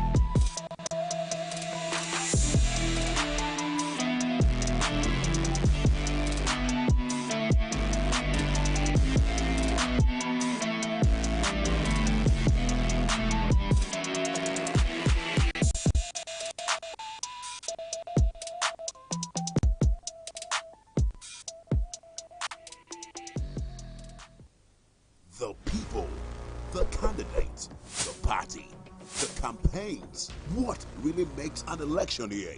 Enough of the rhetorics. It's time for issue-based politics. 2023 elections. Who are the candidates? What do you know about them?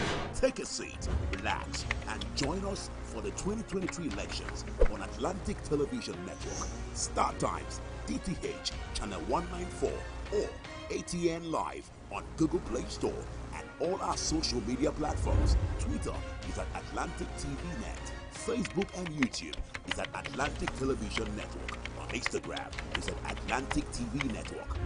Elections 2023 from Mondays to Fridays at 8 p.m. Election 2023. We the people have a stake. From the line across the ocean to the land beyond the mountains, through the Sahara, we bring on-spot news, live analysis, expert discussions on trending stories in politics, business, socio-economy, sports, and documentaries. So catch all the updates on the happenings around the globe. Stay focused on the fact today. Only on ATN.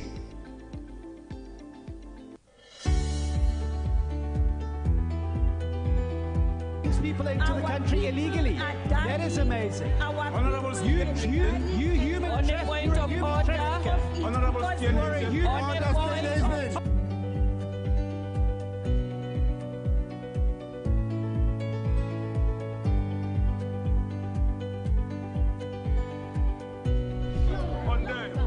They are not picking our calls. They made up their minds. So no agreement with the EU, but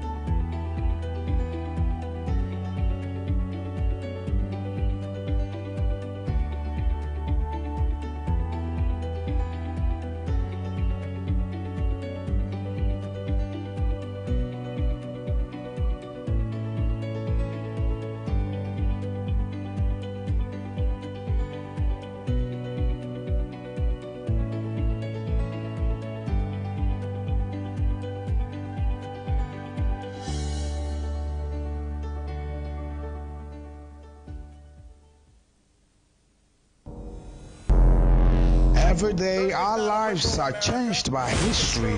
We are one people, all of us. Leaders, politics. Nobody's ambition is what they blood. I have fought a very family. Natural occurrence, war, and the world economy. I belong to everybody, and I belong to nobody. ATN covers it all on ATN Politics today.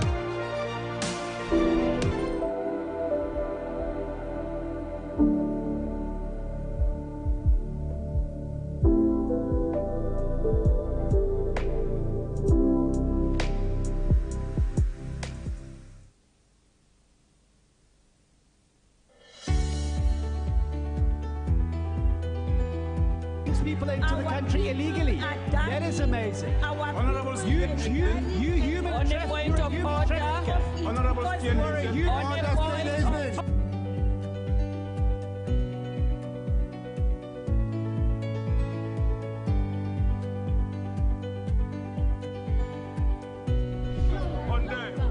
They are not picking our calls.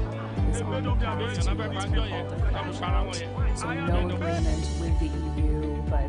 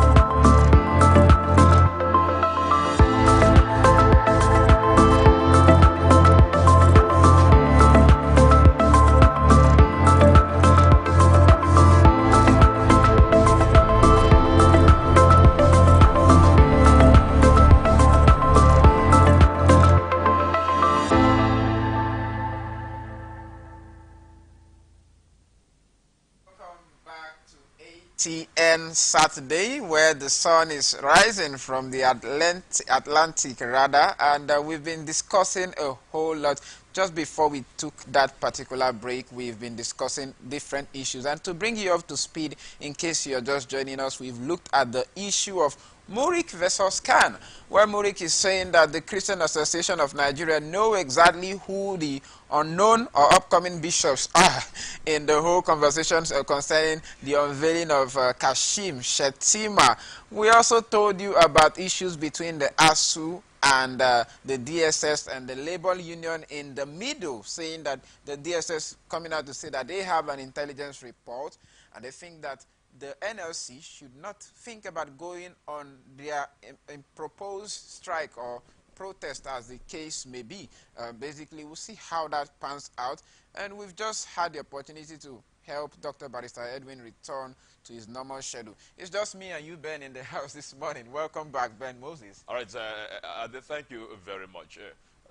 Though Dr. Jonathan did handle a number of issues, I believe if Nigerians or the Nigerian viewing us at the moment takes this particular or these aspects as expressed by Dr. Jonathan into acute consideration, a lot would be achieved as a matter of fact. Yes, a lot will be achieved, and Vincent Samuel is still with us from Abuja this morning. Vincent, welcome back. Thank you, Mr. Ade. All right. We're ready to blow out this morning. It's good to know. It's good to know. Now let's return to the issue that we have at hand, looking at issues concerning 2023 presidency. Withdraw from presidential race now. PDP compels Tinubu. The People's Democratic Party, PDP, has urged the presidential candidate of the All Progressive Congress, APC, Asiwaju Bola Ahmed Tinubu, to withdraw from the race over the alleged hiring of unknown persons to dress as bishops. PDP described the APC's allegation as unpardonable. The party's National Publicity Secretary, Honorable Debo Ologunagba, at a press conference in Abuja, claimed the APC is collapsing ahead of the 2023 elections. Such actions is unacceptable and unbecoming of an individual aspiring to a leadership position at any level, let alone the office of the president. This is an embarrassment to the leadership, he stated. He added also, with this ugly episode, Nigerians now know the individuals who have been the planners and executors of the lies, false promises, and corruption of the APC that have brought disunity, excruciating hardship, mass killing, and political instability in the country in the last 7 years. Ologunagba said with the PDP's victory in Osun, it is crystal clear to Nigerians that Tinubu's ancestral state, Osun, and southwest geopolitical zone ought to be his natural stronghold, outrightly rejected him. He also updated the NLC leaders on efforts so far made by the federal government to resolve the impasse in the university. Well, that is the issues that we've been looking at this morning, calling on the presidential candidate of the All Progressive Congress, being Bola Ahmed Tinubu, to stop at this moment. This particular people are saying that, the PDP is saying that he has embarrassed the party, and with the whole hiring of bishops and the rest of that. But we've seen different stories in the news where some people have said, oh, there is a validity, just like we had Muri talking about it this morning, that the clerics who had gone for that particular event are not unknown or upcoming bishop. But I don't know what that is for you. Ben, what do you make of this situation? All right, the People's Democratic Party is a political party. The All Progressives Congress as well is a political party. Just recently, the PDP took INEC and both Tinubu and Peter Obi, taking them to court rather, claiming that the issue of placeholder was not included in the entire process when they expected them to submit a presidential candidate and their running mate. But at this point in time, this is an issue of political parties that PDP has little or nothing to do with that of APC. APC goes about its activities, and these activities are not being determined by any other political party. For the issue of the unknown bishops or upcoming bishops that has been making the rounds this particular weekend, APC saw it that, okay, through this mechanism, this pattern, we'll be able to achieve a certain objective. It wasn't determined by the People's Democratic Party. So why not maintain your lane? Why not respect your own position? Well, if the issue of being disrespectful to a particular set of persons based on their belief and all of that, but you shouldn't leave your political party. You have issues. You have things also that you must put in place within your own political party. So the APC has come up to say, okay, these are the ways, these are the patterns we feel that will be able to achieve this particular objective.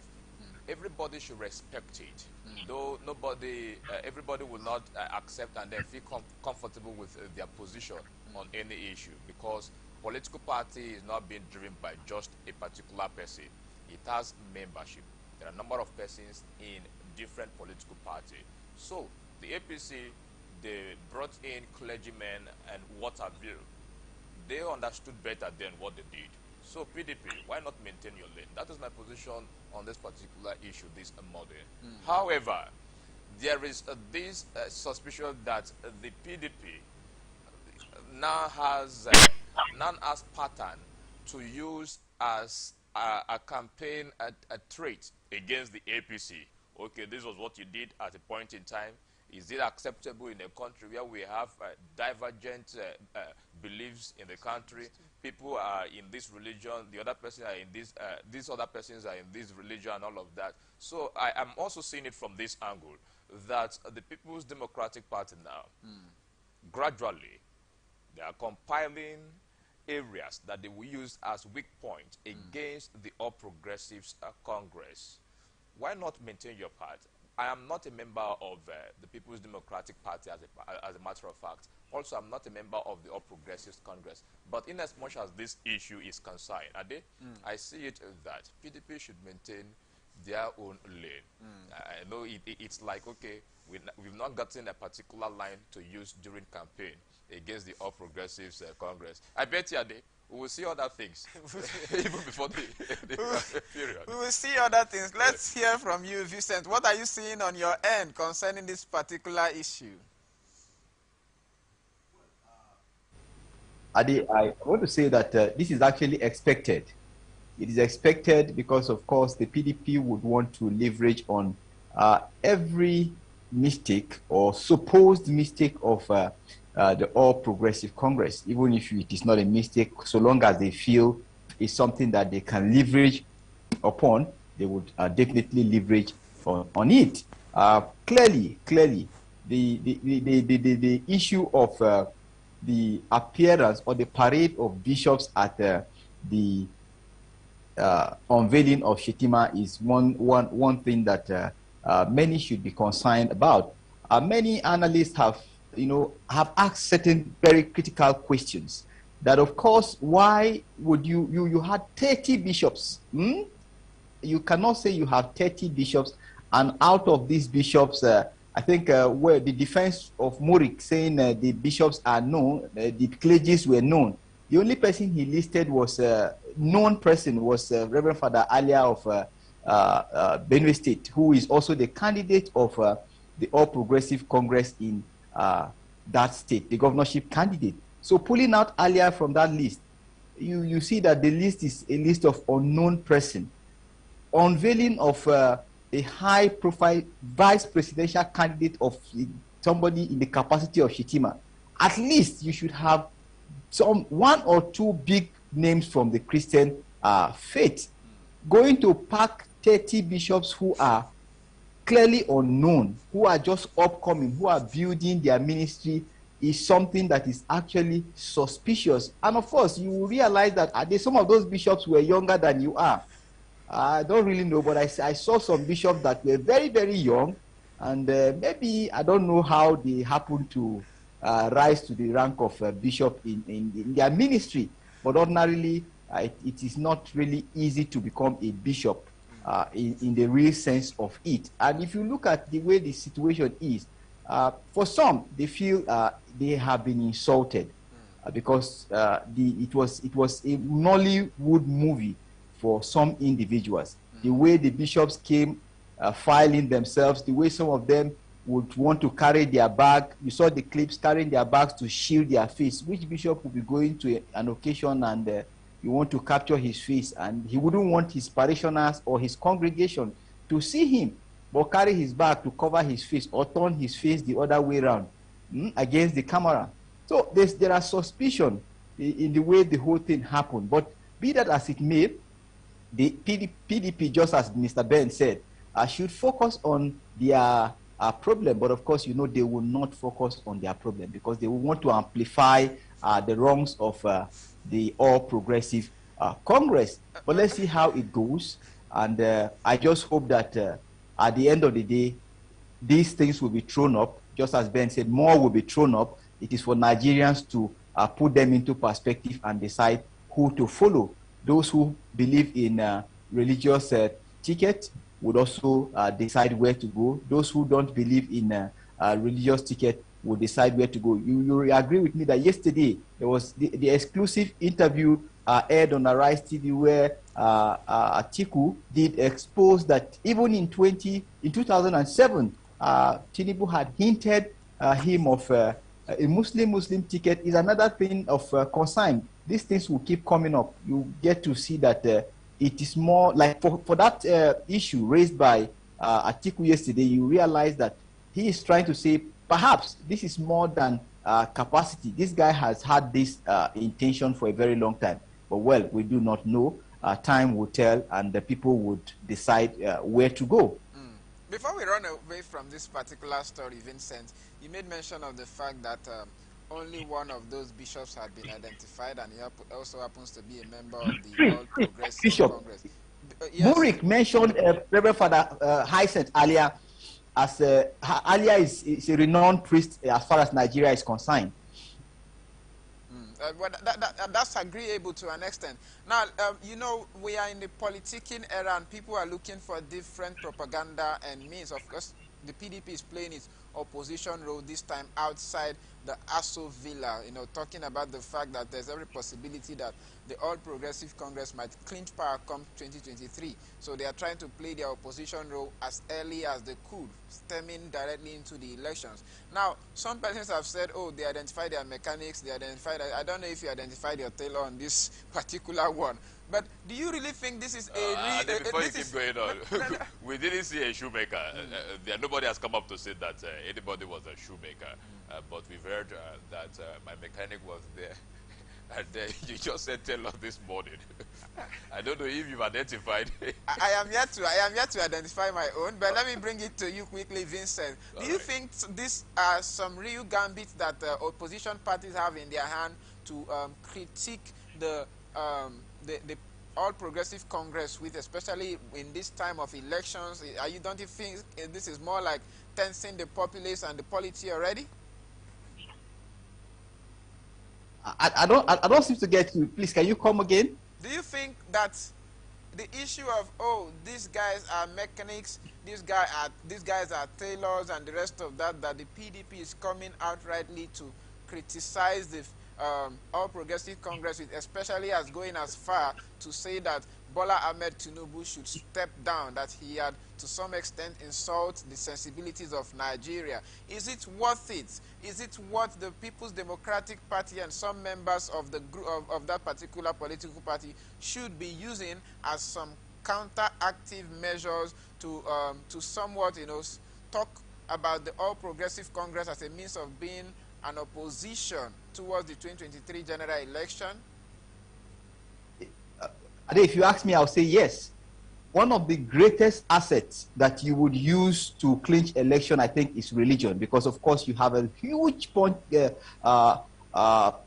electorate who give in to religion. You understand? If you throw a narrative that is towards the Islam, you have a huge number of Nigerians who would support that narrative. If you throw a narrative that is towards the Christendom, you have a huge population of Nigerians that will go to that direction. And you would also, I want to say that there was a report by the Gazette that actually said that some individuals confessed that they were promised 100,000 naira to, act as bishops, act as priests in that particular event. But at the end of the day, they were, paid the sum of 30,000 naira and 40,000 naira, as the case may be.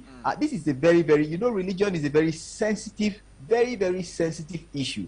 And of course, if you can cash in on religion very well, it will do you a great good, because of course there are people who are very, very passionate about their religion. And of course, some will feel doing that is insulting their religion, and I want to tell you, they will go all out to ensure that they mobilize against the All Progressive Congress. That is that. But again, take for instance, you flip the coin the other way around, and you have imams queuing up to go and grace an occasion, and these are allegedly, some people say these are false, these are fake imams. I want to tell you that that event wouldn't have hold, because of course a lot of people would have destroyed that event. There are certain die-hard youth that would have ensured that that event did not hold. Perhaps you would have needed more security to ensure that that's to protect that event for it to proceed. So religion is very, very key, and the PDP will continue to use religion, and the APC as well will continue in this case, because they have, would I say, they don't really have a good balance in the case of religion. They will always try to be on the defensive side, and that is how it will continue till February 2023, when the whole issue will be put to rest. If they win, fine. If they lose out, I think a lesson will be learned. Interesting point of view there, Vincent. Vincent Samuel, thank you very much. After now, consider a career in the academics. You can meet me for that. I'll make it guaranteed. But let me quickly bring it back to Ben Moses. It's hard to change his sitting position after being readjusted. I know you have so much to say. So Ben, what is it for you again? Of course, the issue of the unknown bishops and upcoming bishops made it to be this way this morning. Now, this is the People's Democratic Party and APC. PDP compelling Tinubu to withdraw from presidential race on the ground that, what people displayed the day you unveiled your presidential running mate, Kashim Shettima, it wasn't respectful to other religion and all of that. Now, if to me, I have divergent sides on this particular issue this morning. APC, I don't know who wrote the script, as a matter of fact. Now, we have seen occasions in this country that at the end of the day, clergymen would address the press. Okay, this was what was done at that arena today. We did this, we had this session, this happened, that happened. If they had granted this platform or this awareness to pressmen, I believe this issue of whether unknown bishops, upcoming bishops, mechanics, tellers or shoemakers. But don't you think that because some of these factions, there are now factions in the Christian Association of Nigeria, like Murik is pointing out, that would legitimately not give room for any of these groups to begin to address the press? Of course, we saw the videos. During the COVID-19, not many believers, especially religious leaders, not many of them, I might not have the right statistics at hand, agreed to put on nose masks. But because of this particular situation of unveiling Shettima, we saw some priests, some upcoming priests, as they have been called, wearing their nose masks, some even wearing dark shades when there was no heavy ray of sun on them and all of that. Now, these are people that might have likely gone out of what the Christian Association of Nigeria is saying to say, okay, in for the penny, in for the dollar, let us go to this event and the rest of that. Does that really, would they have been guaranteed the opportunity to give some sort of press briefing, knowing that they are there against the order of the body they represent? All right, are they coming from that particular angle, saying that faction in the Christian religious body and all of that? Now, there are recognized factions. Let's take a leap or example from what happens among political parties in the Christian Association of there I am coming. Okay, please go on. Let's face this issue please go straight away. Now, let's just take illustration from that particular angle so that we'll get exactly what we are trying to address on this particular issue this morning. Now, we've had factions among political parties and they are still recognized. This one will come up to say this one will come up to say that. Between then and now, the faction that you've adduced this morning, if not the Murik, or for the Murik rather, we've not heard from any other Christian association body to say that, okay, we were the ones who went there. Maybe this is our own camp and all of that. Such has not been entertained yet up until now. I don't know whether you've gotten a report at that angle from anywhere yet. Not yet. Apart from the Murik who came up to say that, okay, this person is this, why this and all of that. Murik is not a Christian religious association and all of that. That's on one side. The APC didn't do well in that particular direction, but I still stand the ground that I have right to doing things the way I want to do it, in as much as it does not, or the things do not go against laws. You see, that is where Ben rules Moses and regulations. Ben Moses, let me take you in on this. That is where the issue is. Talking about going against the rules and regulation, the Christian Association of Nigeria is a unique body. When the what do you call it? I think it was ICANN or so were also about to Institute of Chartered Accountant. Is it ICANN? There was this other body, NBA. When the NBA was about to have its election, we saw how it played out with the Christian Association of Nigeria. That one of the aspirants was saying they are supporting the CAN is supporting one Gadzama who was a contestant then before some other person eventually emerged as the president. Now, that did not divide the Christian Association of Nigeria because of its uniqueness. Knowing fully well that some of these persons who might have want to be dissident know that whatever they do, it can only for some time stir up conversation in the Christian Association of Nigeria like it is doing now, and not necessarily dividing the body because it has stood the test of time. They just have to go out of the norm and do it secretly. So if we are saying, if you're making an argument that, okay, there's a balance, that the Christian Association of Nigeria is one side fits all, and nothing is going to happen, the people are doing this and that, I want to disagree with you a little bit on that. I agree with you completely. Even if the Christian body is standing strong as one body, that's why they came up to say, no, we do not recognize these persons who were there. We do not know them as a matter of fact. But on the side of Tinubu is a Nigerian. Agreed. And then he has fundamental human rights. Agreed. It's very possible that I can say, no, I do not want to make use of this body. I understand we are a secular state. Nigeria is a secular state as a matter of fact. But on the part of Tinubu, being a Nigerian, or anybody that brought that particular idea up to say, okay, I can either do with this person or with that person and nothing would happen, in as much as I will not put my hands on anybody's face and then there will be peace. Christian Association of Nigeria is a very respectful religious body as a matter of fact. They have their tenets. They have their mode of operations. They have everything that guides their activities as a matter of fact. But what happens on my own part, I've come up to say, okay, for me to have a successful gathering, a successful occasion, I feel that this, and this will be done. The Christian body has not come up to say that we were invited, or this happened, then we said we are not going. But they only came up to say that we have not recognized, we do not know these persons who were there.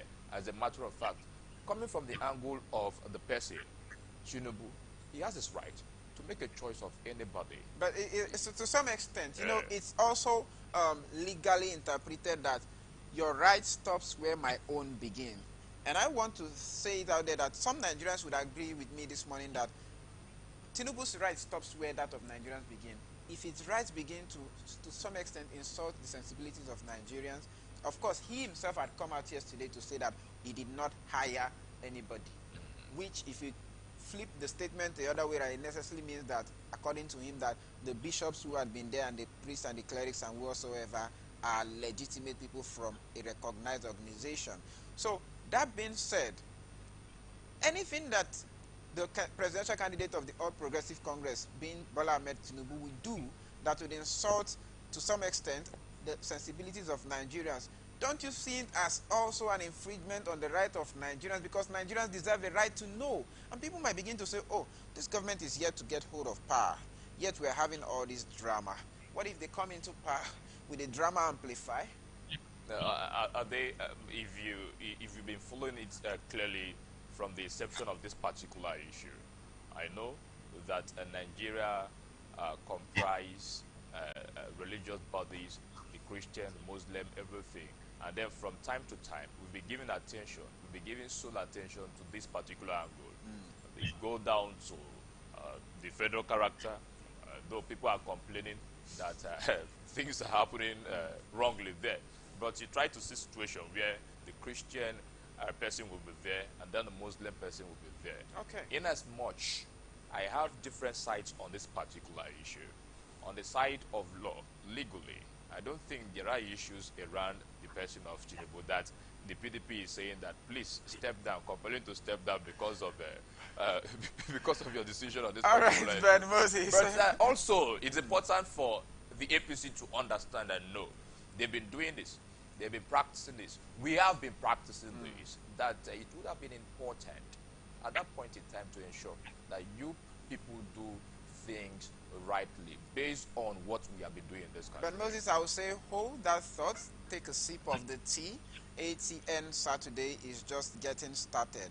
We have to go for a short break. Of course, we are still putting on our suits and what some people might consider to be tuxedos. We are not going to change it for cassock anytime soon, even though that is a respected wear. Well, Vincent doesn't have a cassock in his bag. Okay, this is still ATN Saturday on Atlantic Television Network. We'll go on a short break and we'll be back. The conversation returns. Don't go nowhere. Stay glued to that screen.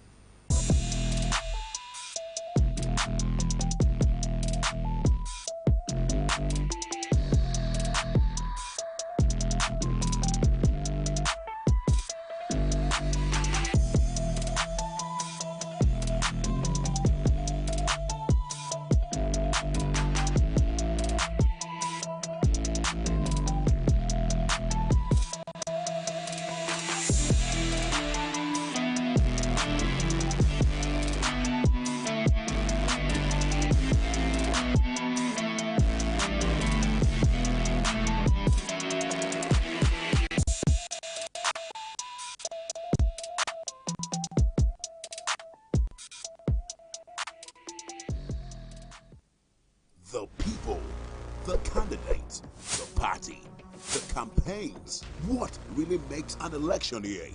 Enough of the rhetorics. It's time for issue-based politics. 2023 elections. Who are the candidates? What do you know about them? Take a seat, relax, and join us for the 2023 elections on Atlantic Television Network, StarTimes, DTH, Channel 194, or ATN Live on Google Play Store and all our social media platforms. Twitter is at Atlantic TV Net. Facebook and YouTube is at Atlantic Television Network. On Instagram is at Atlantic TV Network. Elections 2023 from Mondays to Fridays at 8 p.m. Election 2023. We the people have a stake. From the line across the ocean to the land beyond the mountains, through the Sahara, we bring on sport news, live analysis, expert discussions on trending stories in politics, business, social economy, sports, and documentaries. So catch all the updates on the happenings around the globe. Stay focused on the fact today, only on ATN.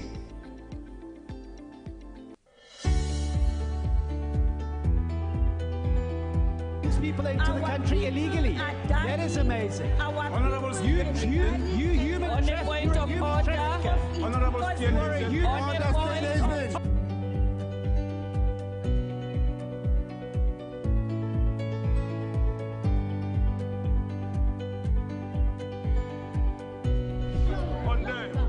They are not picking our calls.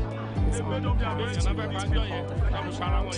no agreement with the EU, but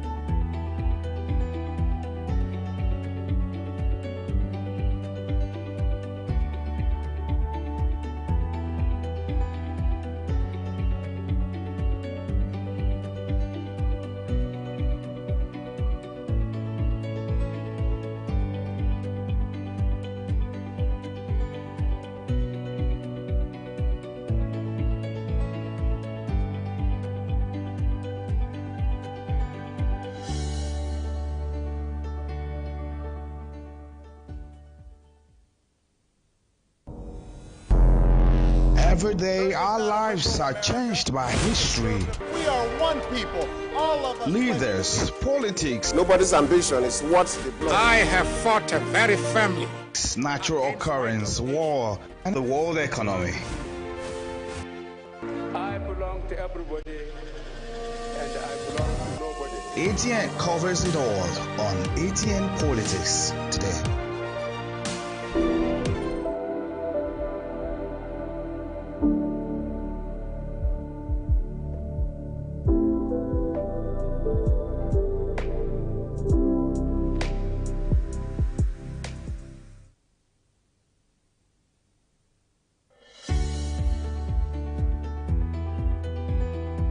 People into the country illegally. That is amazing. Honorables, you human trafficker. Honorables, you are a human.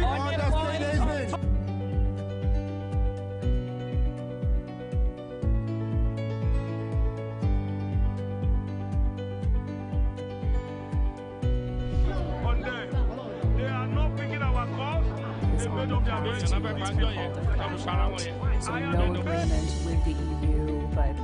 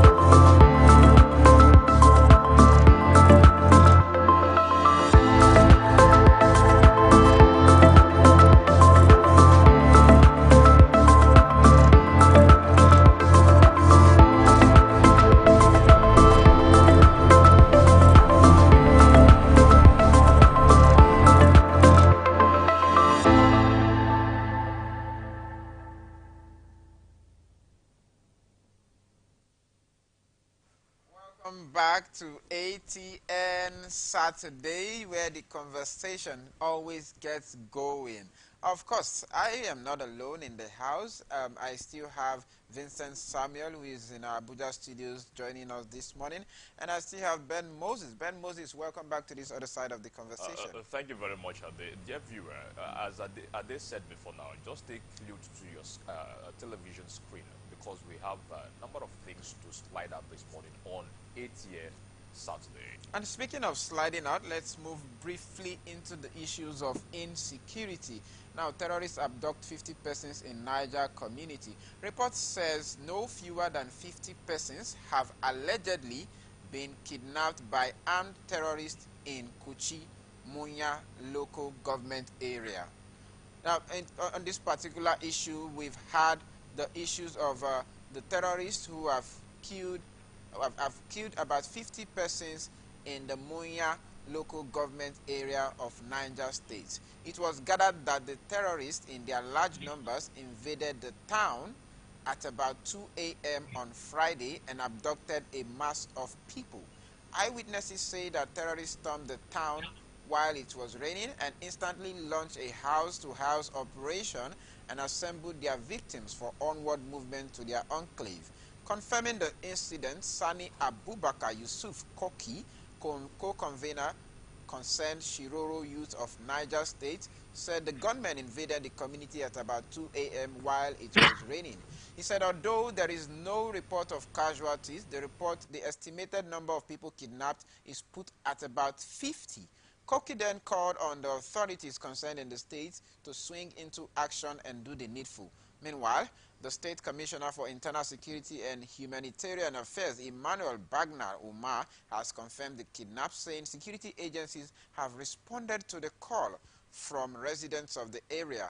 Also, the State Police Public Relations Officer, Wasiu Abiodun, who confirmed the kidnap, said armed bandits and terrorists attacked Kuchi village via Sankenpa Monya local government area and abducted 9 persons.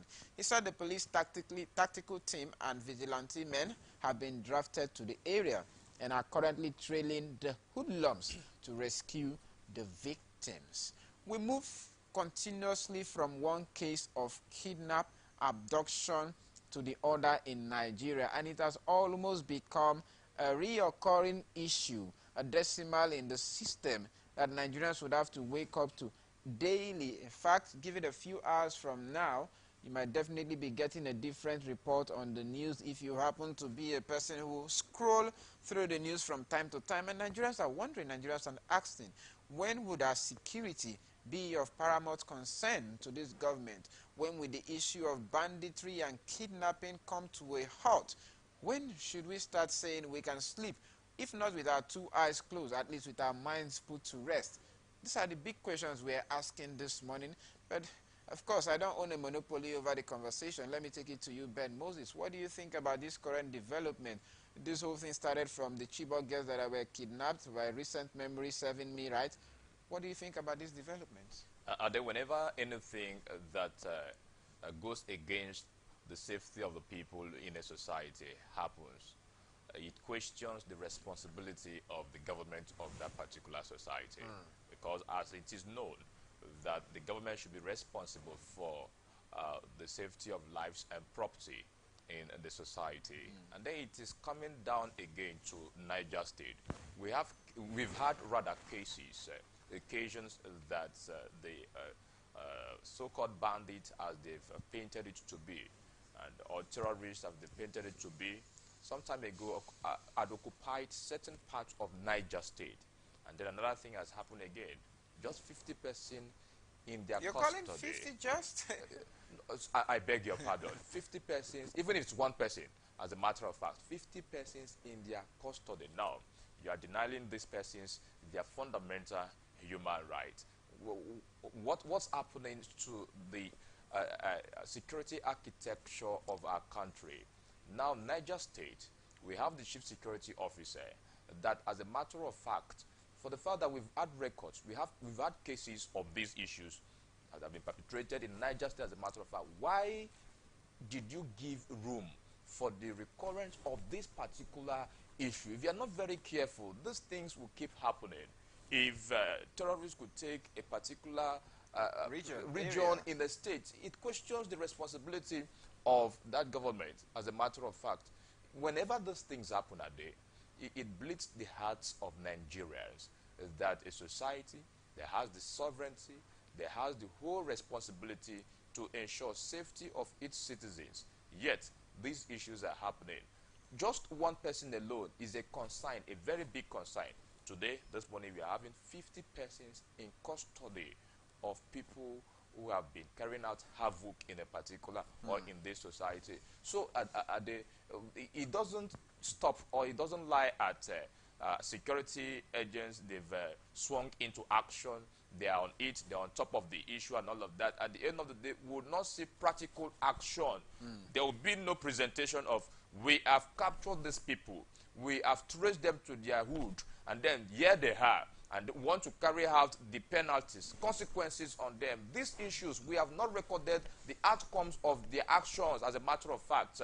So it's really, really getting out of hand. it questions the responsibility of the government of the day a day.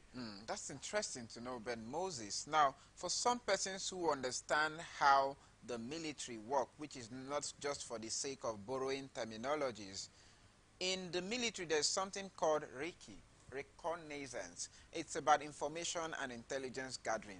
If something should happen within an area, you work within the radius of that area as well. Say it's happening in Nigeria, you go about within Nigeria to gather information, and maybe that is why some people are still calling for the setting up of state policing. You go about that area, you gather that information, you do your reconnaissance, and you predict possible attacks.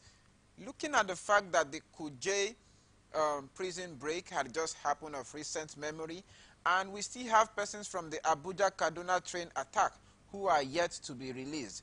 Okay, the other cases of kidnap of school children are still there, and the pocket of kidnap issues around the country are still playing out in our head. Some people might say, oh, the government of the day has lost control over the situation. But that is not something that I want to be out here to pass judgment on. I just want to be sure that those who are at the ship house in Abuja, at the defense headquarters, are making sure that they are doing everything possible to safeguard this nation. Because what affects one affects all. But before I let go on that, let me go to Vincent. Vincent, are you still there?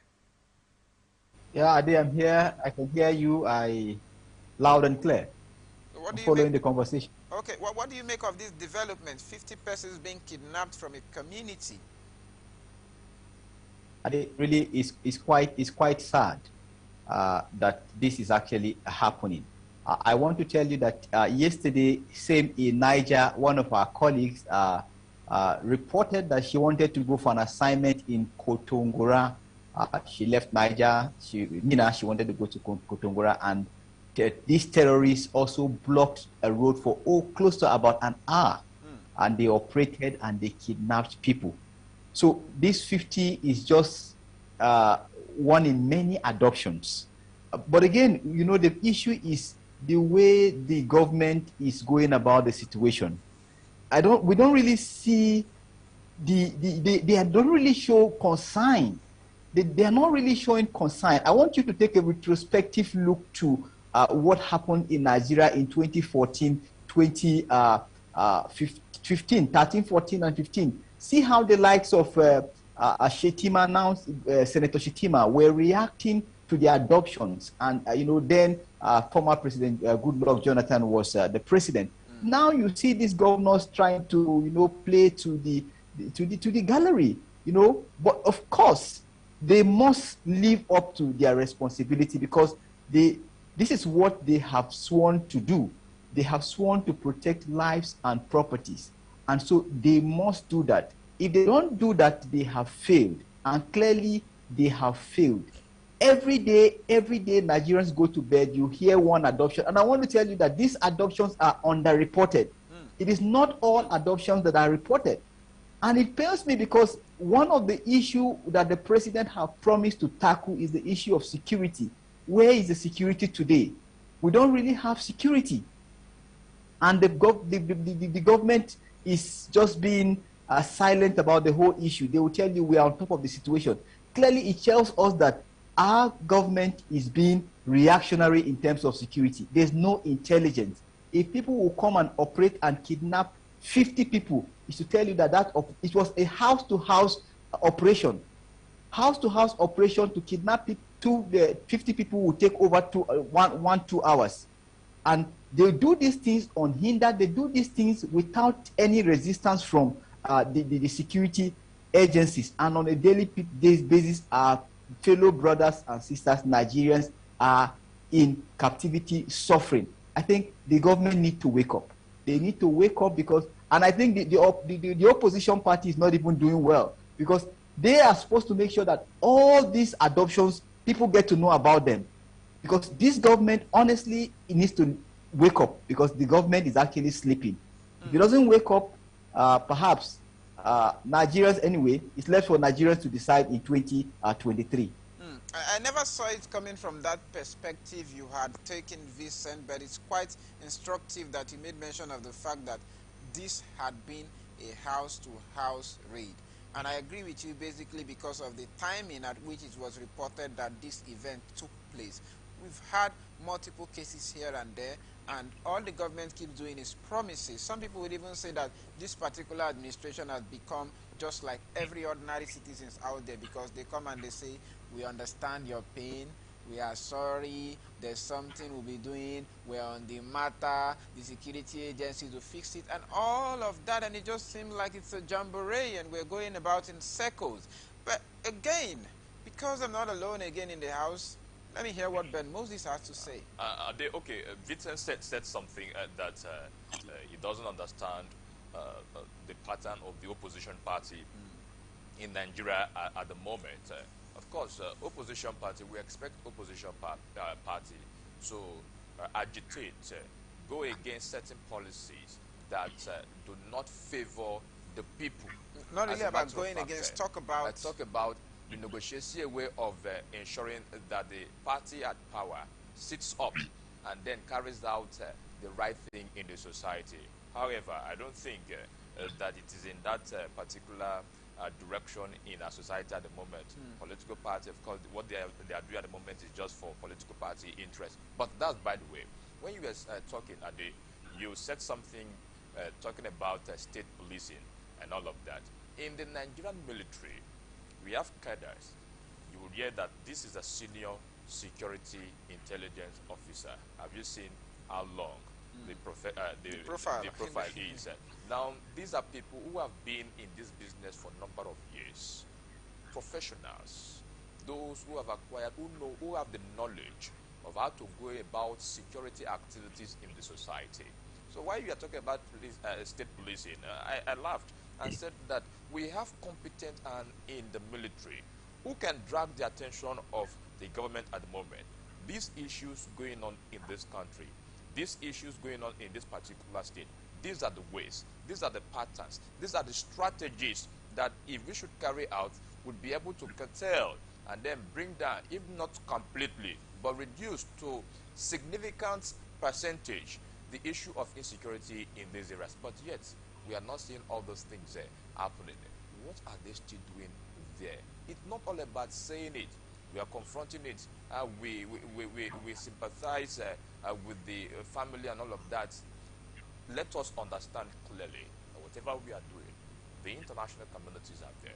Their eyes also are on us, Nigerians. Please, it is time we have taken care of things that concern the citizens of this country. Speaking of the international community, we'll keep asking ourselves, how long would it take the interference, that's how I see it, of the international community for any nation or any country such as Nigeria to be responsible to what they ought to do primarily without being reminded? But the questions will continue going on. Let us now move to another issue concerning 2023 election, where a civil society organization is demanding investigation into politicians' source of funding for campaigns. Now, the Center for Fiscal Transparency and Integrity Watch has raised an alarm over the campaign funding of politicians. The Board of Trustees, BOT Chairman Angela Nwogu, said politicians would stop throwing money around elections if their source of funding is exposed. Nwogu disclosed this while highlighting some of the projects by the group, which include Electoral Financing Project, Transparency, Integrity Index, Probe Monitor Security Chronicles, and Organized Crime Mapping, among others. Nwogu in the presentation said, on the Electoral Financing Project, we are focusing on people who want to contest election and how they are funding their campaigns. We see all kinds of strange things happening, and before you know it, he has a lot of money and he's throwing it around. Nobody stops to ask what source of this funding is. What is the source of the money being thrown around? If we can trace the source, these people would not be so flagrant with it, because we know what they are doing, and it will help the electorate to know who to support. Nwogu rounded off her statement on that note. Now, Ben Moses, you've seen that the Nigerian election is like a money politics. Yes, the money politics coloration has been published in so many papers. It has been talked about. It has been written. In fact, it has been said in so many quarters that the Nigerian politics is just dotted with currency everywhere. We saw what happened with the dollar primaries, and it's still very fresh in the memories of Nigerians. Yet, there are benchmarks set by the law and bodies like the Independent National Electoral Commission being backed by the grundnorm of the which is the Constitution of the Federal Republic of Nigeria, stipulating and pegging, setting a standard for the amount that each political candidate is to spend and how much of the same supporters and group can give to them when it comes to funding their electoral ambition and the rest of that. But in the face of that, there seems to be a direct defiance where people are now going outside the breach and the palisades of the law to do whatever they like, to say, okay, we are at liberty to spend any amount we wish. The law we don't give care about, or it is just there standing. Of course, like they would always say, the law is blind. Ben Moses, let me get to hear your perspective on spending and the huge amounts that go into politicking in Nigeria. It is obviously sad that our politicians, our political actors, as a matter of fact, have monetized our electoral process in Nigeria, as a matter of fact. And then they've made it to look as if it has been the normal thing in the process. Why? Because Nigerians, electorates, we have not confidently, we have not adamantly hold them to accountability to say that my senator, the House of Representative member, I voted you. Therefore, you should be accountable. You came up with manifesto. You came up with promises. At the end of the day, I gave you my legitimacy. I gave you my allegiance that guaranteed your success to the National Assembly. Now, after 4 years, you return. Same rhetorics, that this will be done once I get back to power and all of that. So I would say on the part of Nigeria, our political actors, as a matter of fact, have made it a strategy that whenever it is election time, we'll pick up our strategy again to ensure that we go through or get the success at the end of the day. Why? They've made the entire process so difficult for us. They've made the entire process so difficult for the electorate. Why? You don't see them from time to time. They don't tell you anything. So whenever they come up with, you've not seen, there are persons who have not seen, let's say, 20,000 naira for 2 months. And then during this election process, you will see just 10,000 naira. Nothing on earth will tell you not to take that amount of money that you have not seen. You struggled for it, but this is something that you should be having at your hand from time to time, based on the ground that you have representative.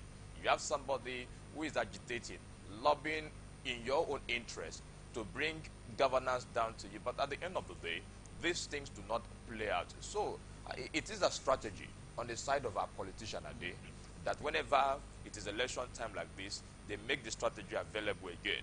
They understand and know full well that there is no way I will present this amount of money to these people that they will not accept. Some do not even come with money. They go as far as bringing as low as pepper, salt, rice, rice and all of those things. Rice and Gary political campaigns. Interesting. So our political actors, they've made it as a strategy so that they've used it succeeding in any election. But also, why is as if nothing has been happening? Let us take responsibility in this issue today. Do we question them? Do we hold them accountable? Stand in here and tell us what we I will leave your question hanging, Ben Moses, but let's get to hear briefly from Vincent Samuel. Vincent. This is a very, very key issue, and I must commend Angela Wogu and her group for, going in that direction, because politicians, their sources of spending and campaign must be investigated, because unlike in other climes where you have well-organized and traceable sources of funding, where people are contributing. You can see the contributions. The contributions can be tracked. Nigeria is not like that. But you tend to see people spending even much more in Nigeria. Where are they getting the money from? Where is the money coming from? They will keep this money. They will not use it for the purpose for which it is meant to be used. Perhaps somebody is a director in a ministry. He will embezzle the money that he's supposed to use for the development of that agency. You siphon the money and keep it. And when it is, he will now resign or take a break, go and contest election and spend that money all in the election. You know, so it is high time that this campaign tracking sources of funding is tracked, so that politicians will learn to do the right thing. Because if this is not done, Nigerians will continue to suffer. But when your sources of funds are being trailed and tracked, of course, you cannot spend above your limit. When you are spending over and above what you're supposed to spend, the law will take its cost. And when you want to spend that amount, where did you get it from? How did it come from? So these are some of the questions that I think more groups should begin to look into the direction of supporting such organizations, so that our politicians would be exposed, because there's a lot to expose in that direction. There's a lot. Going into 2023, we saw what the build up to 2023, we saw the primaries, how people, dollars exchange hands. And so when you have an effective system, organized CSO group who will be tracking this on behalf of the larger Nigerians, I think it will go a long way, and it will help to build our democratic process. Speaking about ensuring our democratic process, now I would want to bring you to the knowledge that there's actually a law backing that particular aspect of how much political party candidates ought to spend. Looking at the fact that we have such as the 2010 Spending and Appropriation Amendment Law, as the case may be, I may not have the right citing for it, but I can recall also that that particular law gives provision for as much as, say, 5 billion naira to be spent by presidential candidates, 20 million naira to be spent by governors, and down to the local governments for as low as 1 million naira on any of their campaign and the rest of that. And people have adjudged it to say that the 2015 general election, if we are to do that in retrospect, happens to be one of the elections in Nigeria that two political party candidates had spent so much, for as much as 5 billion naira into pursuing their political ambition and trying to woo the people over to their side. But again, you remember, like Ben Moses had said, we have the campaign of rice, we have the people of taking T-shirt and the rest of that. Who makes politics this much lucrative? Is it the electorate or the people who want to get one benefit or the rest of that from the system? Or is it that the politicians are just, having a one-time moment of spending and they love spending? There's this franticness tied to money when it comes to their end. Because again, when the political system and the democracy is made to be this much lucrative, allegedly, when some people get into office, they will try to recover as much as they are spent. Let me also bring you to the knowledge that, yes, states like the United States of America spend more than Nigeria on political campaigns and the rest of that, but their per capita income is way more better than that of Nigeria. And when you talk about per capita income, you're talking about the economic robustness, rather, of their country, permitting such volumes of spending to be done into electoral processes. In fact, if you are to estimate what they spend, I think that's about 600 million US dollars, and if you convert it with the current exchange rate that we have, you know the figures, and it will continue to speak. But briefly, let's move on to some other conversation concerning the ASU strike, where Construction workers have threatened to shut down industries. The National Union of Civil Engineering, Construction, Furniture and Wood Workers has threatened to shut down activities in the construction industry in solidarity with the striking unions in the education sector. The group made the threat in a statement jointly signed by its national president, Mr. Stephen Okoro, and General Secretary, Mr. Ibrahim Walama, on Friday. The union said that it was putting its members at alert for the solidarity strike in line with the decision of Nigeria Labour Congress (NLC). We wish to state unequivocally that our union shall, in solidarity with ASU, NASU, SANU, and in alliance with the NLC, shut down activities in the construction industry. This is in solidarity with the union in the education sector to drive home their demands for improved welfare package and effective sustenance of Nigerian universities' development goals, it said. The news reports have it that the striking unions in the educational sector include the Academic Staff Union of University, ASU, Senior Staff Association of Nigeria Universities, SANU, and Non-Academic Staff Union of Education and Allied Institution, SANU.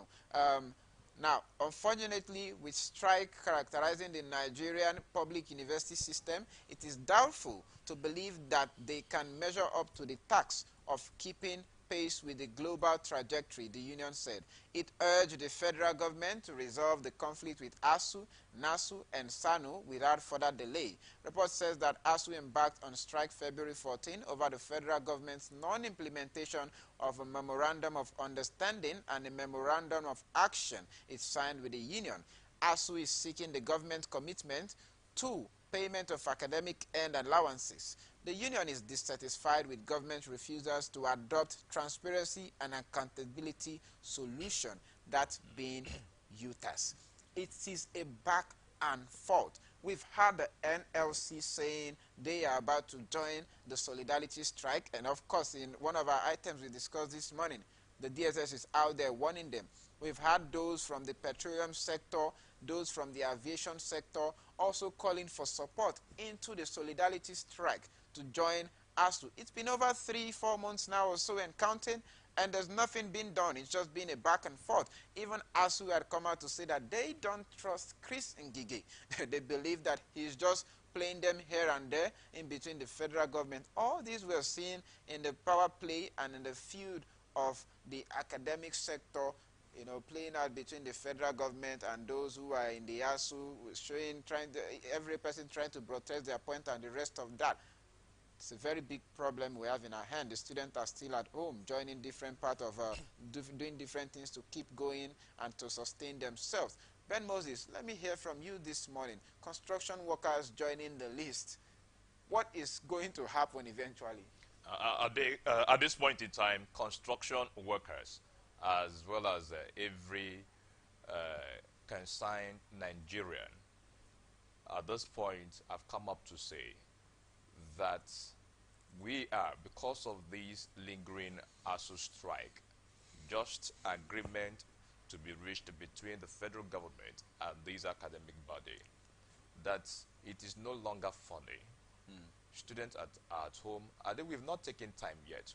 I hope that it will not be a disastrous one at the end of the day when we start to investigate what has been happening within this period of time that students have been at home, as a matter of fact. So the construction workers coming up to say that this is no longer funny. It is getting out of hand completely. As you have stated this morning, the aviation industry, some time ago said they are teaming up. NLC has come up to say that we are teaming up also. Before the DSS come up to say that we are giving you people, please, this is awareness that if you embark on this proposed strike, this is what you'll be facing and all of that. This shows how concerned Nigerians are with the issue of this lingering ASU strike. And then it is clearly painting the government bad. Number of industries have come up. Number of organizations have come up. Numbers of religious bodies have come up to say that this particular action between the federal government and ASU, please, we should now reconsider and see a way of returning to classes so that we'll be able to get our students back to tertiary institution. But yet, nothing is been happening. It is a very bad remark at this point in time, Ade, that despite the efforts of organizations, agencies to say that this thing is a concern to us, therefore, let us see a way of adjusting and addressing this particular issue. Yet, we are still having this particular issue at this point in time in this country. One would want to say that the federal government has decided on its own not to doing anything about it, because I see no reason that we've had aviation, we have every other organization and agency coming up to say that, okay, at this point in time, the federal government, we do not want to entertain this again and all of that. Yet we are still having lingering ASU strike, meetings upon meetings, no achievement, no good outcome as a matter of fact. Even while the president had instructed his chief of staff to handle this issue, nothing came out from that particular meeting. Ngige several times had meeting with, but yet nothing has come out. We are talking about election. Then another important aspect of any society being education, nothing is being done about it. Well, let us return to Abuja studio. Vincent, please, your take on this particular issue this morning.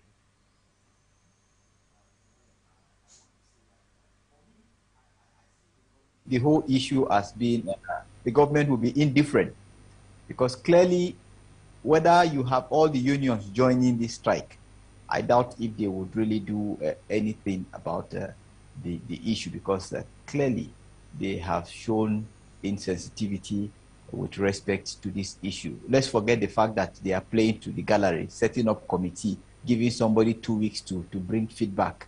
That is not enough. Students have been at home for, this is getting to 6 months, and nothing has happened. And if this union don't take this strike very serious, nothing will happen up until 2023. And so I think in as much as I would want to commend the union for joining forces with NLC and ASU, I want to also wish that the government listen to these people, listen to the demand of ASU. This thing is not too big. My worry is you are carrying money and sharing on school feeding program. You are carrying money and spending on things that, ordinarily some don't see the benefit. What is the benefit of the school feeding programs? They say it's increasing enrollment in school, but of course, we're also having the highest number of out-of-school children. So I think this money should be channeled into addressing very critical issues, whereby ASU can get back to school and students can, stop staying at home. I think the government should wake up, because their approach is showing that they are not really interested in the education of the Nigerian child. And with these people coming on board, yes, I commend them, but I want to appeal that the aviation union should not decide to make a U-turn. They should support this strike come Tuesday and Wednesday, so that let's see how their businesses and movement will be grounded for 2 days, and they will not do something about this situation. Interesting. Let me quickly take from you, Ben Moses, again. Ade, if we have, sorry, but we must pour out our hearts at this point in time. If we have a responsible government, I don't think the issue of ASU up until now would have been dragged. If we have a responsible government that takes interest, that gives attention, that accepts the place of education, because talking about development of any society, there must be attachment to the angle of education. This is not issue that we should be dragging up until now.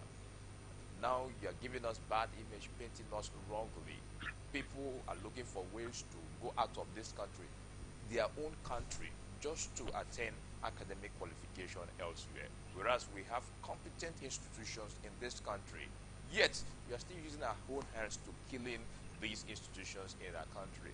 So it's not in the right sense for this kind of thing to be happening in our country, are they? Well, it's not in the right sense. Speaking of the fact that even the likes of the former CBN governor's son was seen on social media that he just graduated from a university in the UK. We've seen that of different other political actors, whose children have also graduated from UK, and it seems like it's UK making the wave this time around, whilst education back home in their own community, I would call it, because Nigeria is a community, is suffering. Just hold on, Ben, so that we can run because of time. I know you have a lot to say on this. But that being said, we just have to wrap up the conversation because time is fast running against us. But let me come to you, Vincent. Vincent. Yeah, I can hear you. Yes, on a lighter note, what if the upcoming bishops should join the protest? Do you think that the federal government will agree? I want to tell you that the upcoming bishops will not join the protest. What will happen is that the upcoming bishops will organize a pro-protest, a protest to counter that of NLC. And of course, that is possible. It is very, very possible. We've seen that in time past when the likes of Obi Ezekwesili was protesting. You had people protesting against her. And she was actually protesting for very, very important issue. But of course, we had people who the government allegedly mobilized to protest, in favor of pro-government protesters. So it is possible. If the NSC goes ahead to do this protest, I want to assure you that the government would mobilize people to form protests against the NLC or disrupt the protest, just as the DSS have predicted. What happened in NSAS might repeat itself. Interesting. Vincent, thank you very much for joining us. We hope that you continue to keep Abuja safe for us. And thank you for being part of the conversation this morning. Thank you. You're welcome. All right, let me come to you now, Ben Moses. Vincent just make a valid point before we round up, but quickly, what's your take on what has it been for you on the program this morning? It's been a wonderful one, but for this planned protest by the NLC, the DSS has come up to say that we are sensing this, we are sensing that. So talking about the upcoming bishop coming to counter it and all of that, with this report, I pray that we do not see ill experience, if at all the NLC will move on with, because with this particular report from the DSS, I believe something, it will be beyond unknown bishop in this case, something bad would happen. So please, we expect that everything should be peaceful there. Well, let's hope that everything still remains intact, because there's so much to deal with right now in the system. Just like Vincent has rightly highlighted, maybe somebody is cooking up stories to make sure that if the people out there come out, they might disrupt the process. We've seen that in time past during the NSAS protest, and we're just hoping that sanity would continue to hold sway in our society while every institution is fixed. Now, I want to say to you that the conversation might end here physically in the studio, but it does continue on our various social media platforms. On Twitter, go to Atlantic TV Net. Facebook and YouTube, Atlantic Television Network, and Instagram at Atlantic TV Network. The conversation does continue there. Drop your comments, have your say, engage civilly, and let's continue to make Nigeria a better place and the world habitable for all to stay. On behalf of my producers this morning, my name is Kunle Adejimo. Ben Moses did this with me, and Vincent Samuel from our Abuja studios. Remember, peace and unity are the pathway to progress. Thank you. Tomorrow, join ATN Sunday with Vivian Douglas, as she'll be here, a wonderful lady to behold. Bye for now.